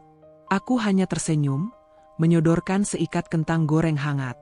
Semua demi Gia, jawabku singkat. Perlahan, orang-orang mulai terbiasa. Mereka melihat kerja kerasku, mereka tahu aku bukan tipe yang mendramatisir keadaan. Mereka memberi pesanan kecil demi kecil, meminjamkan sedikit modal ketika musim susah, menawarkan pekerjaan sambilan di acara sunatan atau arisan. Andi, teman lama Raka, sesekali datang membawa pesanan kue untuk acara kecil di pabrik. Ia tidak banyak bicara soal Raka, yang membuatnya terasa berat. Tapi ia membantuku dengan cara yang bisa ia lakukan. Memberi pekerjaan, menyambung koneksi, dan kadang memberi kabar sekilas tentang siapa yang bertanya tentang kami di pabrik. Gia, di sisi lain, berubah. Dia tidak lagi ceria seperti dulu. Pada awalnya aku pikir anak seusianya akan cepat pulih. Tapi kehilangan sosok ayah meninggalkan bekas yang dalam. Di sekolah, gurunya memberitahu kalau Gia semakin pendiam, sering menatap kosong, kadang menolak ikut bermain. Suatu sore ia pulang membawa nilai matematika yang turun. "Bu, aku nggak fokus di kelas," katanya polos sambil menaruh kepalanya di pangkuanku. Aku menahan napas. "Ibu tahu, sayang. Ibu janji, ibu akan bantu. Kita belajar bareng, ya?" Aku berusaha tegas tapi lembut, mengatur jadwal belajar di meja dapur sambil mengawasi pesanan yang harus kuantar. Malam-malam kami tetap membaca buku cerita sebelum tidur. Aku tahu anak butuh rutinitas. Aku berusaha menjaga agar rumah tetap terasa seperti rumah, bukan medan perang dosa yang ditinggalkan oleh seseorang. Ada hari-hari ketika kecemasan seperti ombak datang mendesak. Tagihan listrik yang menumpuk, pemberitahuan sekolah soal biaya kegiatan, hingga tawaran cicilan menagih bank, semua itu berputar di kepala. Malam-malam, aku sering terbangun, menatap foto kami bertiga yang tergantung di dinding. Raka di situ masih tersenyum, memelukku dan Gia, wajah yang kini terasa asing. Kadang aku mempertanyakan keputusan-keputusan kecil. Kenapa aku tidak menyeretnya ke meja jam 9 malam itu? Kenapa aku memberi dia kesempatan lagi? Tapi sesaat kemudian aku mengingat, aku pernah mencintainya sepenuh hati. Kebencian tidak membangun apa-apa. Aku memilih menerima kenyataan, lalu bangkit. Sosial juga tidak mudah. Ada bisik-bisik di arisan, tentang istri yang ditinggal suami, tentang ibu yang harus kerja serabutan. Ada yang memberi dukungan, ada juga yang menilai. Anak kecil sering meniru bisik-bisik itu, dan aku harus melindungi Gia dari rasa malu. Suatu kali, ketika kami lewat di pasar, seorang tetangga lama menyapa, "SYF, hati-hati ya, banyak laki-laki sekarang gampang tergoda." Katanya seperti nasihat tetapi racunnya terasa menusuk. Aku menahan napas, memalingkan muka, dan menolak untuk larut dalam hinaan itu. Yang menolong justru bukan yang paling dekat selalu.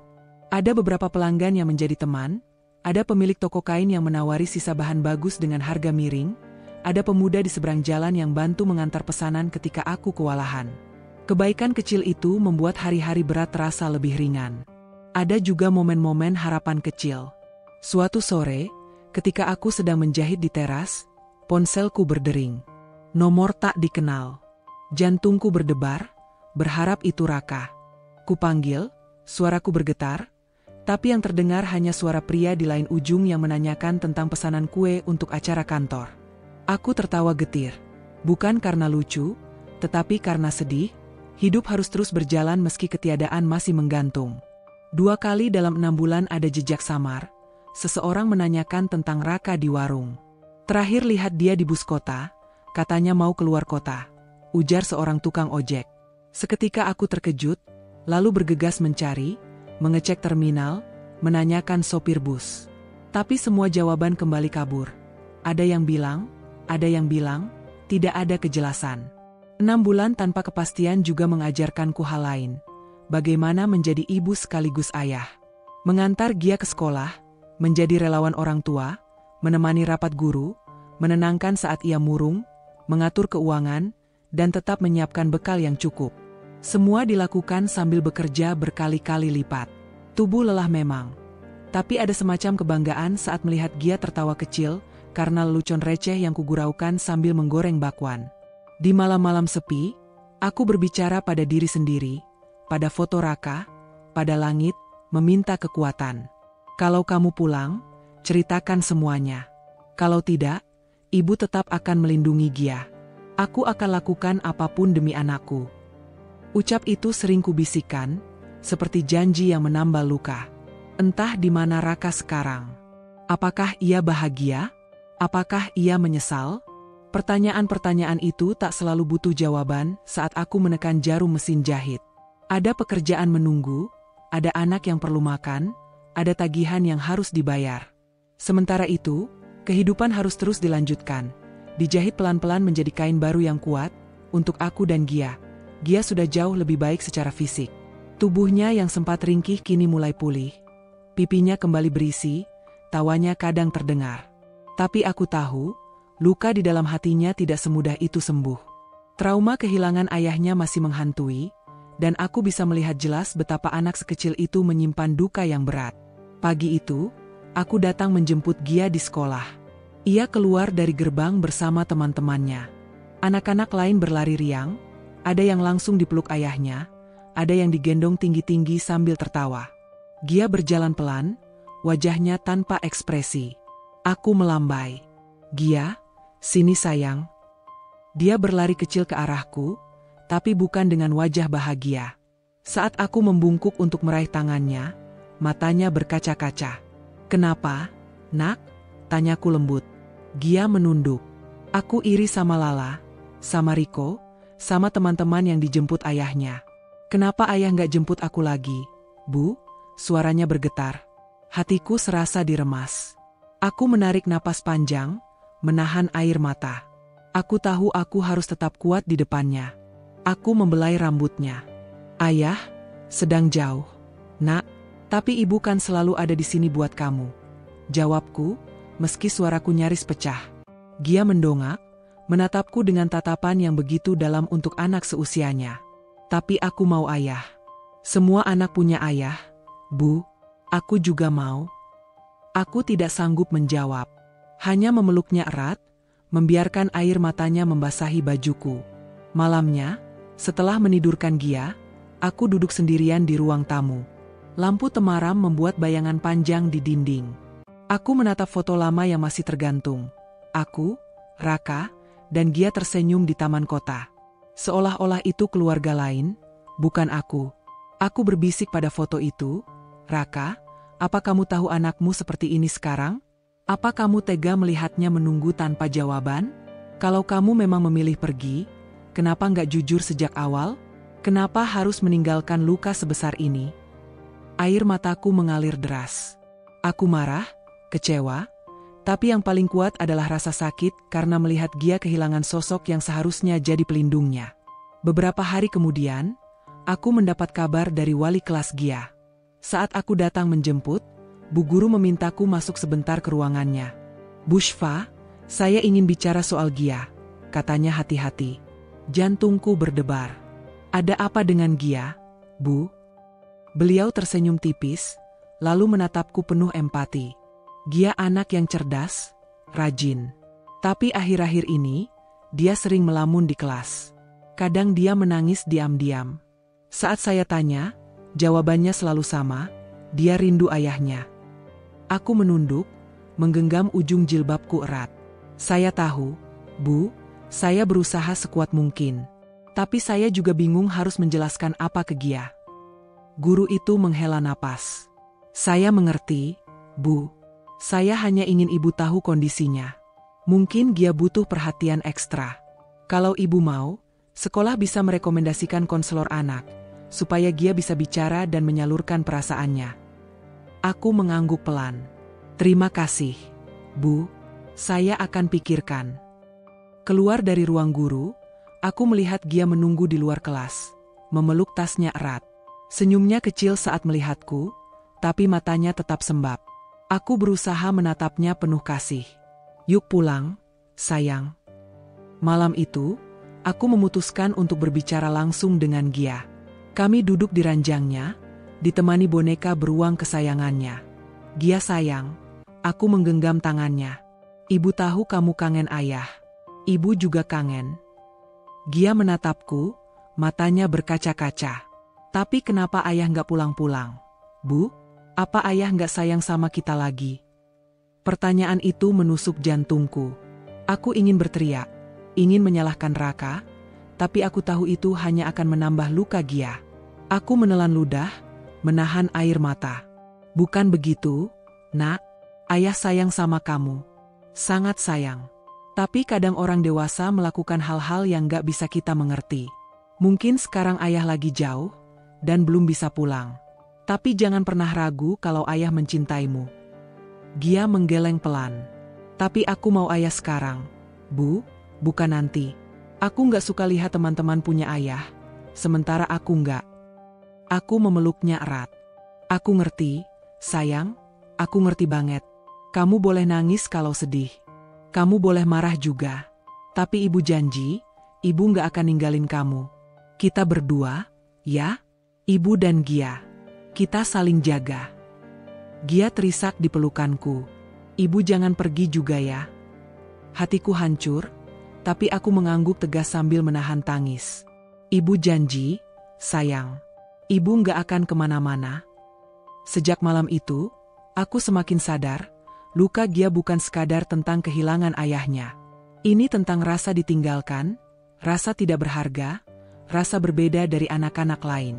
Dan aku tahu, sebagai ibunya, aku harus menjadi penopang yang lebih kuat daripada sebelumnya. Aku mulai melibatkan Gia dalam kegiatanku, mengajaknya membantu membungkus jajanan, menemaniku ke pasar, bahkan menempelkan stiker kecil di bungkusan kue. Aku ingin dia merasa berarti, merasa punya peran, dan tidak merasa sendirian. Meski begitu, setiap kali melihat tatapan kosongnya saat teman-temannya berlari ke pelukan ayah masing-masing, hatiku tetap teriris. Luka itu masih ada, dan aku hanya bisa berharap waktu akan menyembuhkan. Tapi jauh di lubuk hatiku, aku tahu, selama Raka tidak kembali atau setidaknya memberi kepastian, luka itu akan terus terbuka, langkahku seketika terhenti. Rasanya lututku kehilangan tenaga, jantungku berdegup kencang, dan udara di sekitar seakan menghilang. Aku mematung di lorong rumah sakit itu, sementara mataku tak bisa berbohong. Ya, itu Raka. Suamiku. Lelaki yang selama 6 bulan ini kuperjuangkan, kucari, kusesali, kudoakan agar pulang dengan selamat. Dan kini, di depan mataku, ia berjalan santai, dengan tangan erat menggenggam seorang wanita hamil besar. Tubuhku bergetar. Aku ingin berteriak, tapi suaraku tercekat. Gia, yang kugendong di pelukan karena tubuhnya panas, menatap ke arah yang sama. Matanya langsung berbinar. Bu, itu ayah, serunya dengan suara serak, penuh harap. Aku menahan napas, panik bercampur marah. Gia, tenang dulu, nak, bisikku. Namun Gia sudah tak bisa ditahan. Dengan tubuh lemah, ia meronta turun dari gendonganku, lalu berlari kecil ke arah Raka. Ayah. Raka tersentak. Ia menoleh. Matanya melebar kaget. Wajahnya pucat seketika. Wanita di sampingnya juga berhenti berjalan, menatap bingung ke arah anakku. Gia? Suara Raka terdengar gemetar, tapi bukan rindu yang kutangkap di sana, melainkan panik. Gia langsung memeluk kaki Raka erat-erat. Ayah kemana aja? Gia kangen banget sama ayah. Ayah jahat ninggalin Gia sama ibu. Aku berdiri kaku beberapa langkah di belakang. Dadaku sesak, tapi aku tahu aku harus bicara. Perlahan aku melangkah mendekat, meski rasanya setiap langkah seperti menginjak pecahan kaca. Raka, suaraku bergetar, tapi cukup keras untuk membuatnya menoleh. Ia terdiam. Tangannya masih menggenggam erat wanita hamil itu, seolah takut melepaskannya. Pandangannya bertemu denganku, dan aku bisa melihat jelas rasa bersalah, kebingungan, dan ketakutan. "Shfa," Raka akhirnya bersuara, lirih, hampir tak terdengar. Aku menahan tangis yang sudah menyesak. 6 bulan, Raka, 6 bulan aku dan Gia menunggu, mencari, bertanya ke sana-sini. Aku hampir gila, Raka. Dan sekarang aku menemukanmu, begini. Wanita hamil di sampingnya tampak gelisah. Ia meraih lengan Raka lebih erat. "Mas, ayo kita pergi," katanya pelan, tapi cukup terdengar olehku. "Pergi?" Aku nyaris tertawa, tapi yang keluar hanya suara sumbang. "Kamu mau pergi, Raka? Setelah meninggalkan aku dan anakmu, setelah membuat Gia sakit-sakitan, setelah membuatku hancur menanggung semuanya sendiri, kamu masih mau pergi begitu saja?" Gia mendongak ke arah Raka, wajahnya penuh kebingungan. "Ayah, siapa tante ini?" tanyanya polos, membuat hatiku semakin perih. Raka terdiam. Napasnya terengah, seolah terjepit di antara dua dunia. Ia meraih bahu Gia, tapi tangannya bergetar. "Gia, ayah bisa jelasin." Aku menyilangkan tangan di dada, menatapnya dengan mata berkaca-kaca. "Jelaskan sekarang, Raka. Di depan aku, di depan Gia, di depan wanita yang sedang kamu gandeng." Wanita itu, yang perutnya sudah besar, tampak semakin resah. "Mas, jangan lama-lama di sini. Aku nggak enak dilihatin orang," katanya. Aku menoleh tajam padanya. "Kamu Intan, kan?" tanyaku dingin. Wanita itu menunduk, lalu menggenggam tangan Raka lebih kuat. Raka tak menjawab, tapi diamnya sudah cukup bagiku.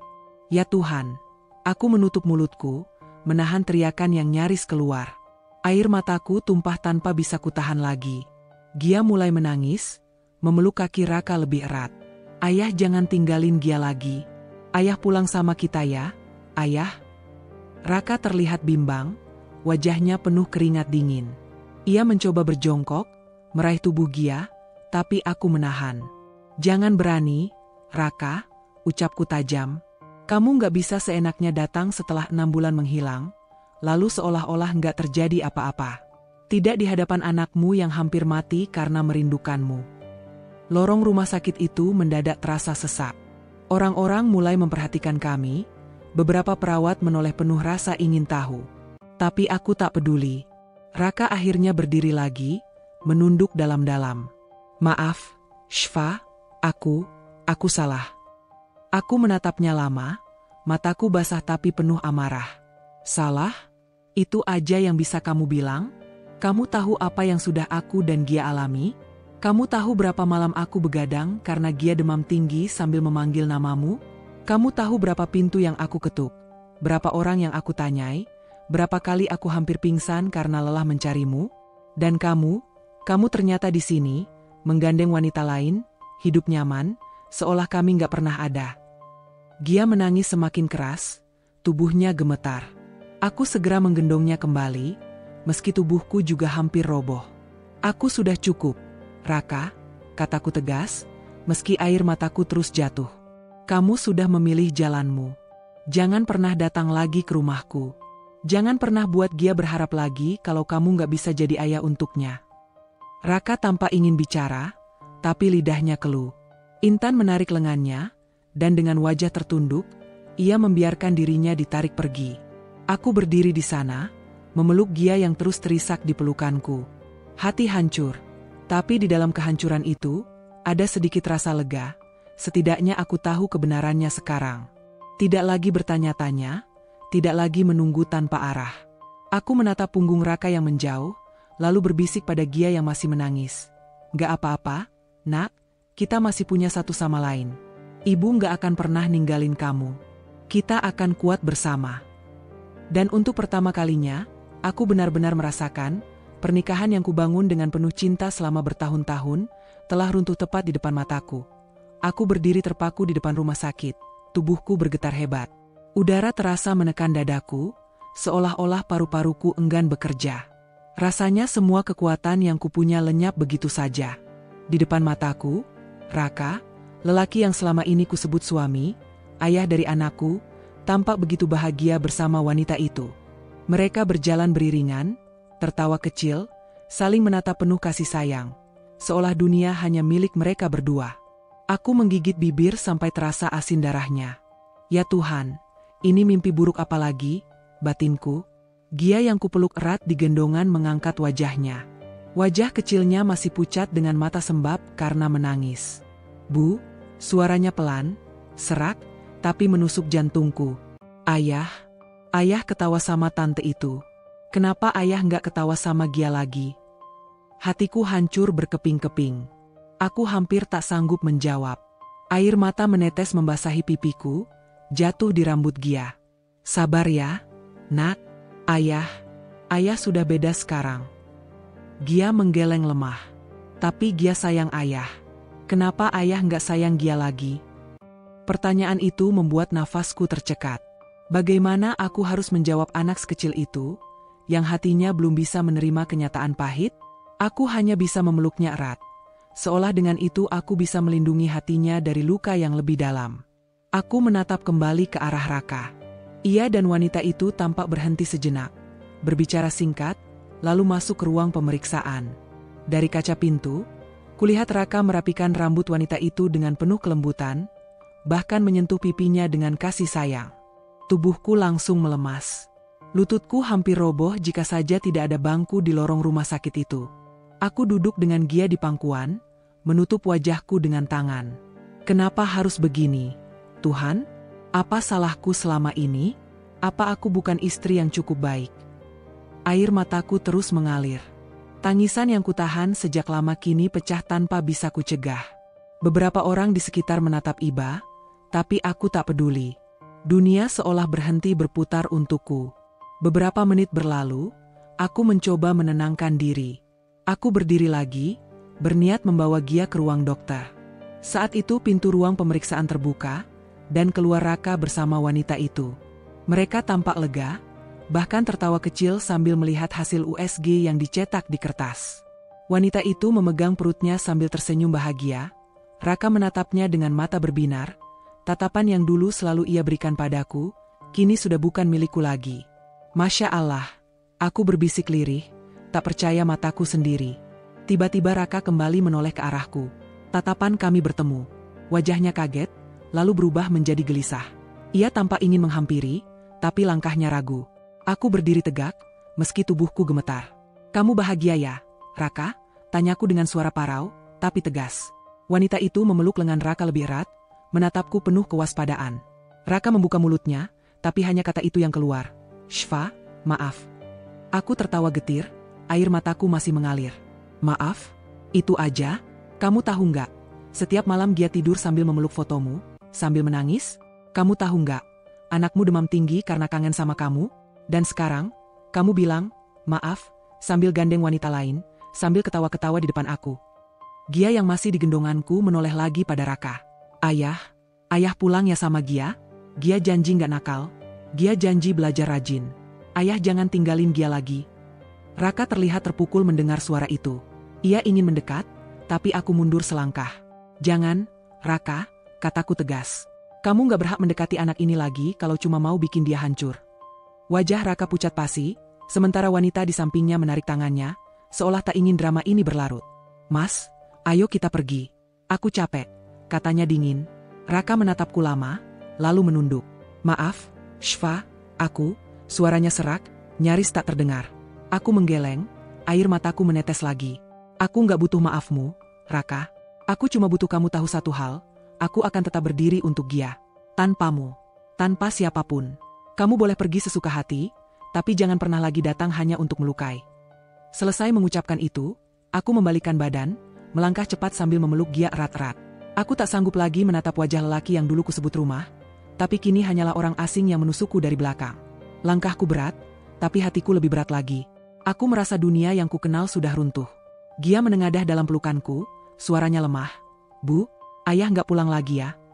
Aku menghela napas panjang, berusaha menahan tangis. Sepertinya begitu, nak, tapi ibu janji, ibu nggak akan pernah ninggalin kamu. Kita berdua aja cukup. Dan kalimat itu, meski kuucapkan dengan getir, menjadi doa baru yang harus kupegang erat. Aku dan Gia harus kuat, meski tanpa sosok yang dulu kusebut suami. Raka akhirnya benar-benar melihatku. Pandangan kami bertemu, dan saat itu aku bisa merasakan sesuatu yang menusuk lebih dalam daripada sekadar pengkhianatan. Wajahnya pucat seketika, namun bukan karena rasa bersalah, bukan karena rindu pada istri dan anak yang sudah menunggunya berbulan-bulan.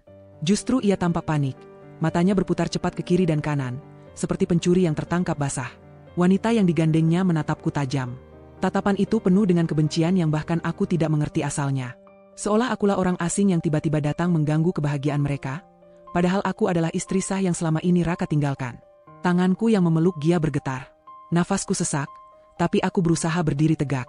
Raka, suaraku parau, hampir pecah. Raka menelan ludah, wajahnya kaku. Shfa, ini nggak seperti yang kamu pikirkan. Aku tertawa getir, meski air mataku jatuh deras. Nggak seperti yang kupikirkan? Mas, kamu menghilang 6 bulan. Aku dan Gia hampir gila mencari kamu. Dan sekarang aku lihat kamu, gandeng perempuan ini, dengan perutnya yang sudah besar, dengan senyum bahagia di wajahmu.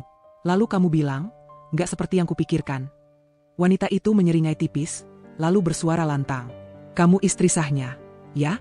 Pantas aja Mas Raka selalu gelisah kalau kita ketemu orang-orang dari pabrik. Ia kemudian menatap Raka sambil menggenggam tangannya lebih erat. Mas, mending kita pergi. Nggak ada gunanya jelasin apapun ke dia. Aku menatap wanita itu tajam, menahan amarah yang meletup-letup di dadaku. Jadi kamu Intan? Wanita itu mengangkat dagu. Ya, dan aku nggak perlu izin darimu untuk bersama Mas Raka. Dia ada di sisiku karena dia mau, bukan karena aku paksa. Gia, yang ada di pelukanku, mulai menangis lagi. Tangannya terulur ke arah Raka. Ayah, kenapa ayah gandeng tante ini? Kenapa ayah nggak gandeng ibu lagi? Raka menutup mata, wajahnya menegang. Ia mencoba meraih Gia, tapi aku mundur selangkah. Jangan sentuh anakmu kalau cuma bikin dia sakit hati. Raka, suaraku meninggi, nyaris berteriak. Shfa, tolong dengar aku dulu. Raka mencoba berbicara. Aku memotong cepat. Dengar apa lagi? Kamu sudah bilang semuanya tanpa harus bicara. Tatapanmu ke perempuan ini, senyummu ke dia, itu sudah cukup jadi jawaban.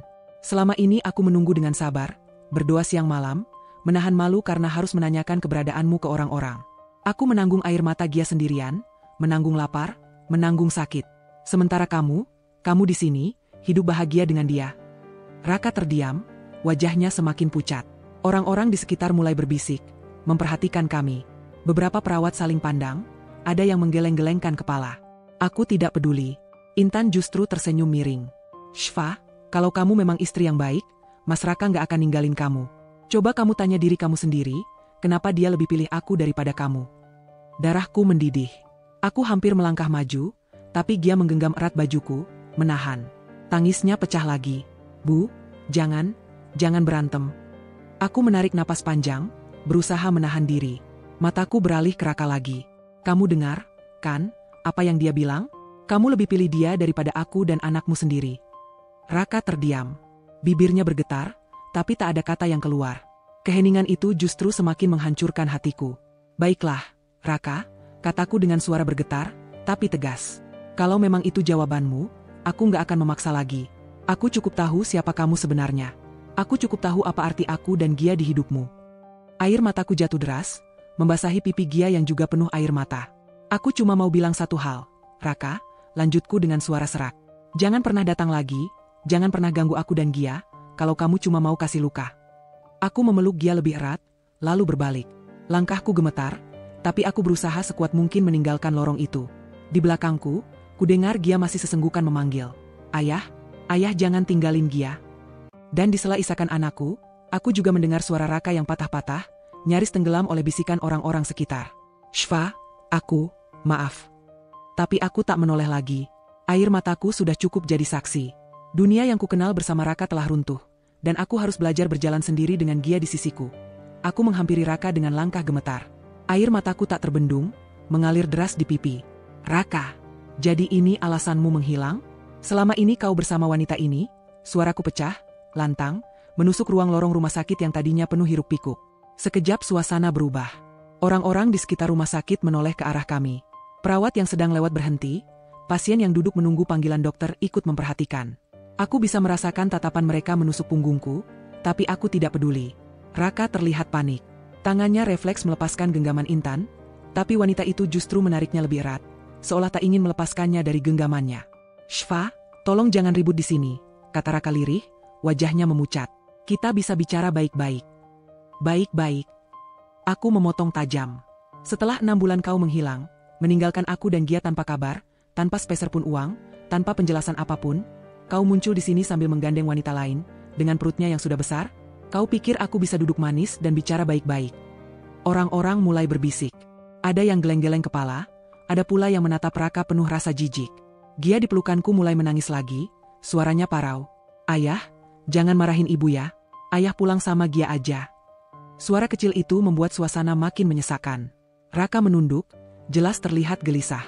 Intan, wanita yang berdiri di sampingnya, tiba-tiba melangkah maju, menatapku dengan sinis. "Sudah, Bu. Jangan bikin drama di sini. Mas Raka sekarang sama saya.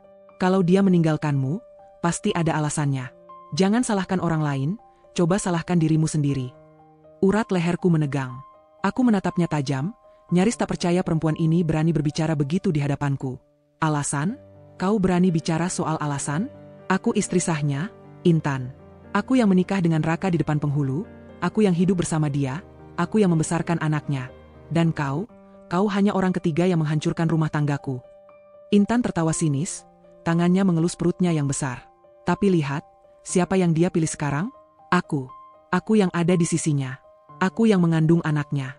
Jadi, siapa sebenarnya yang kalah di sini?" Aku tercekat, tubuhku bergetar hebat. Rasa sakitnya tak bisa digambarkan dengan kata-kata. Raka akhirnya bersuara, meski suaranya nyaris tenggelam. "Cukup, Intan." Ia menoleh padaku, wajahnya penuh keringat dingin. "Shfa, aku minta maaf. Aku salah. Tapi semua ini sudah terjadi. Aku nggak bisa mundur lagi." "Tidak bisa mundur?" Aku hampir menjerit. "Jadi 6 bulan aku dan anakmu menderita, menunggu kabar, itu hanya karena kau sibuk hidup bahagia dengan dia? Kau tega, Raka, kau tega sekali."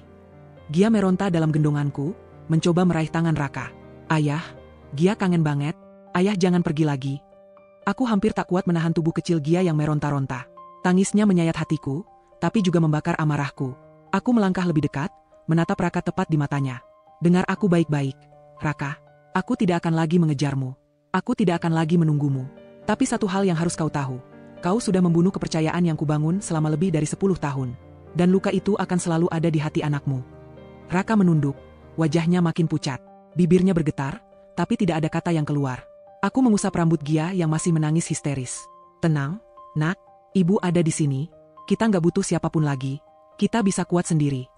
Aku lalu menatap orang-orang yang sejak tadi memperhatikan. "Lihatlah," suaraku parau tapi lantang, "inilah lelaki yang tega meninggalkan istri dan anaknya demi perempuan lain." Beberapa orang menggeleng, ada yang berbisik lirih, "Kasihan anaknya." Intan menarik lengan Raka dengan kasar. "Mas, ayo kita pergi. Nggak ada gunanya di sini. Dia cuma bikin malu." Aku menahan napas panjang, lalu berkata dengan sisa tenaga, "Pergilah, Raka. Pergilah dengan dia. Tapi jangan pernah kembali padaku, jangan pernah kembali pada Gia, kalau hanya untuk melukai lagi." Dengan air mata bercucuran, aku berbalik dan melangkah pergi. Gia masih menangis memanggil-manggil ayahnya, tapi aku tahu, ini saatnya aku harus belajar berjalan sendiri.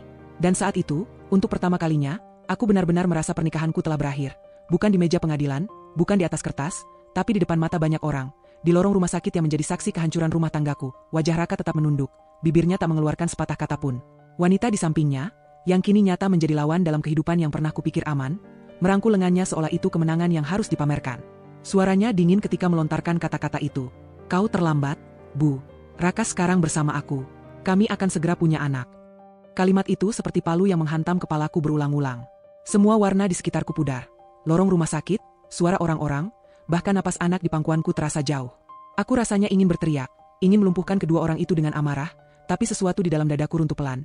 Bukan amarah yang meledak, melainkan kehancuran yang dingin dan sunyi. Gia, yang selama ini kupeluk untuk menenangkan, kini menatapku dengan mata besar dan penuh kebingungan. Bu, ayah punya anak? Ayah, nggak bilang ke Gia. Suara polosnya menusuk lebih dalam daripada semua hinaan yang diarahkan padaku. Aku merasakan darah mengalir ke wajah, panas dan dingin campur aduk. Tangisku pecah lagi, namun kali ini aku tahu harus menahan diri demi anak ini, demi ketegaran yang harus kurang-kurangi agar Gia tidak kehilangan satu-satunya sandaran yang ia masih punya. Aku menarik napas sedalam mungkin, menahan amarah agar tidak berubah menjadi kata-kata yang akan menambah luka. Kalau memang begitu, pergilah kalian berdua.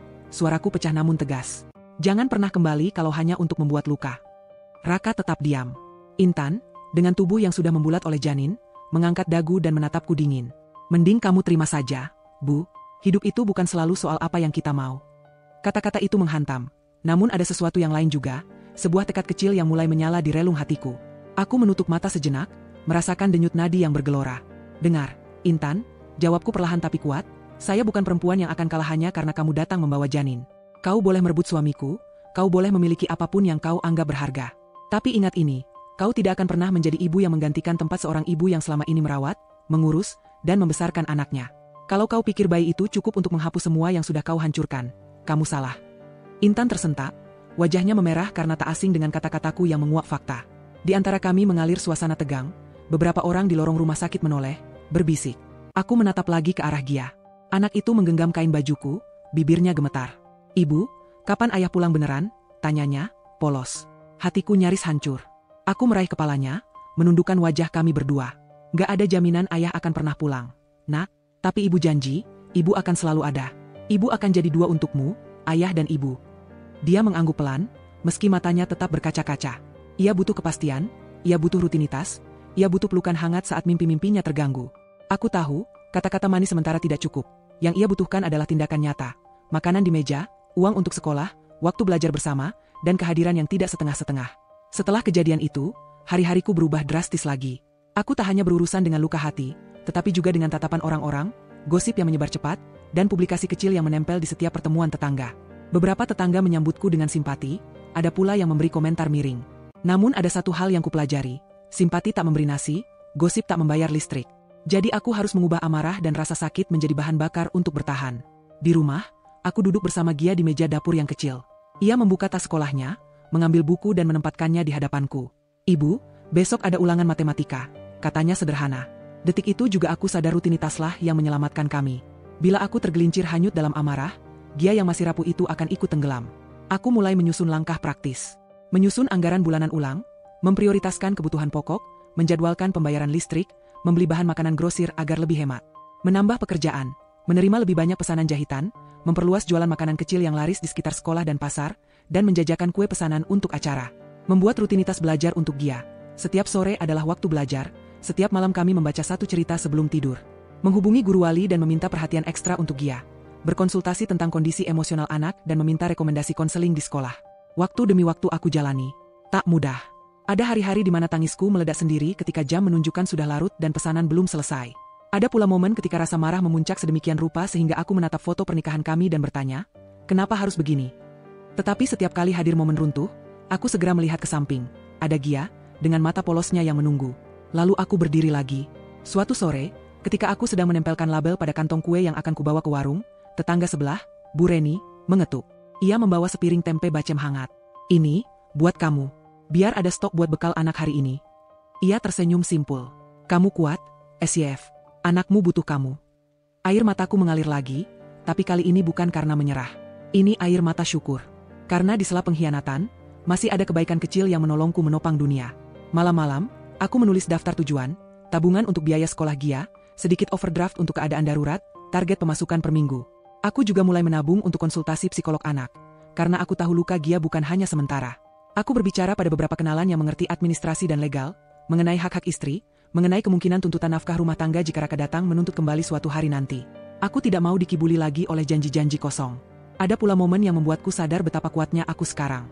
Suatu pagi aku mengantar Gia ke sekolah, lalu mampir ke pabrik untuk menemui Andi.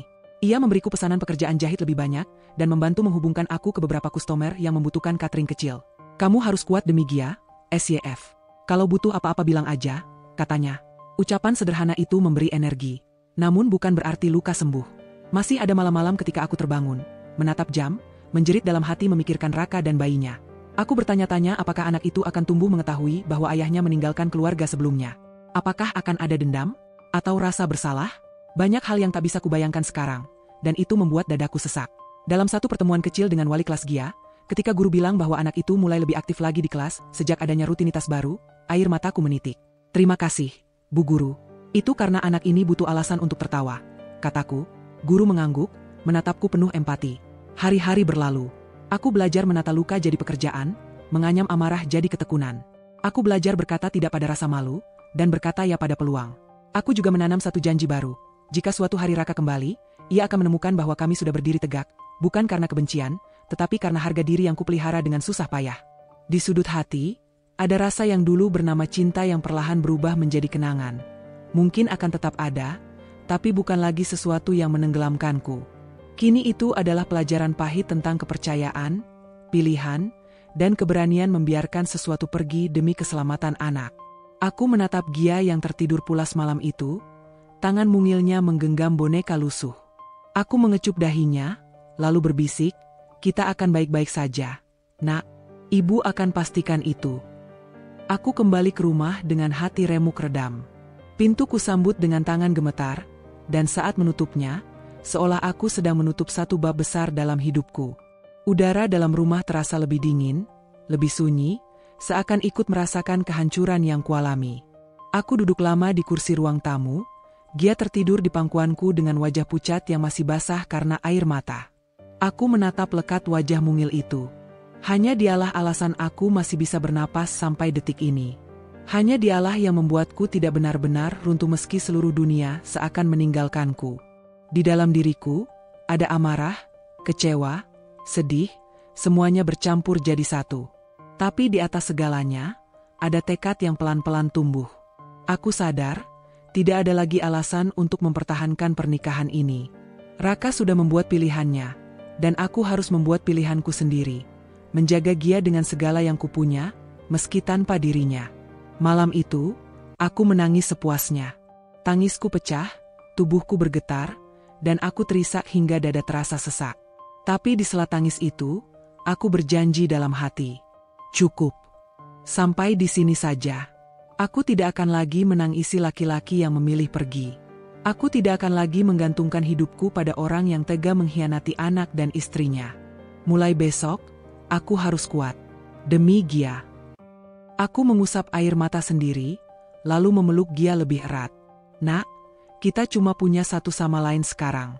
Tapi ibu janji, kamu gak akan pernah merasa sendirian." Hari-hari berikutnya tidaklah mudah. Pagi-pagi aku harus menyiapkan sarapan untuk Gia, menemaninya sekolah, lalu mencari cara agar bisa mendapatkan penghasilan.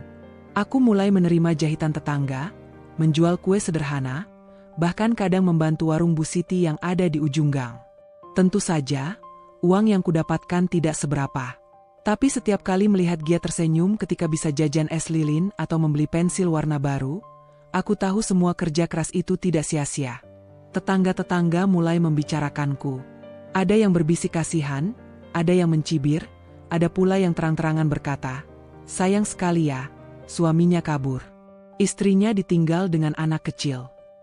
Awalnya kata-kata itu menusuk, membuat dadaku sesak.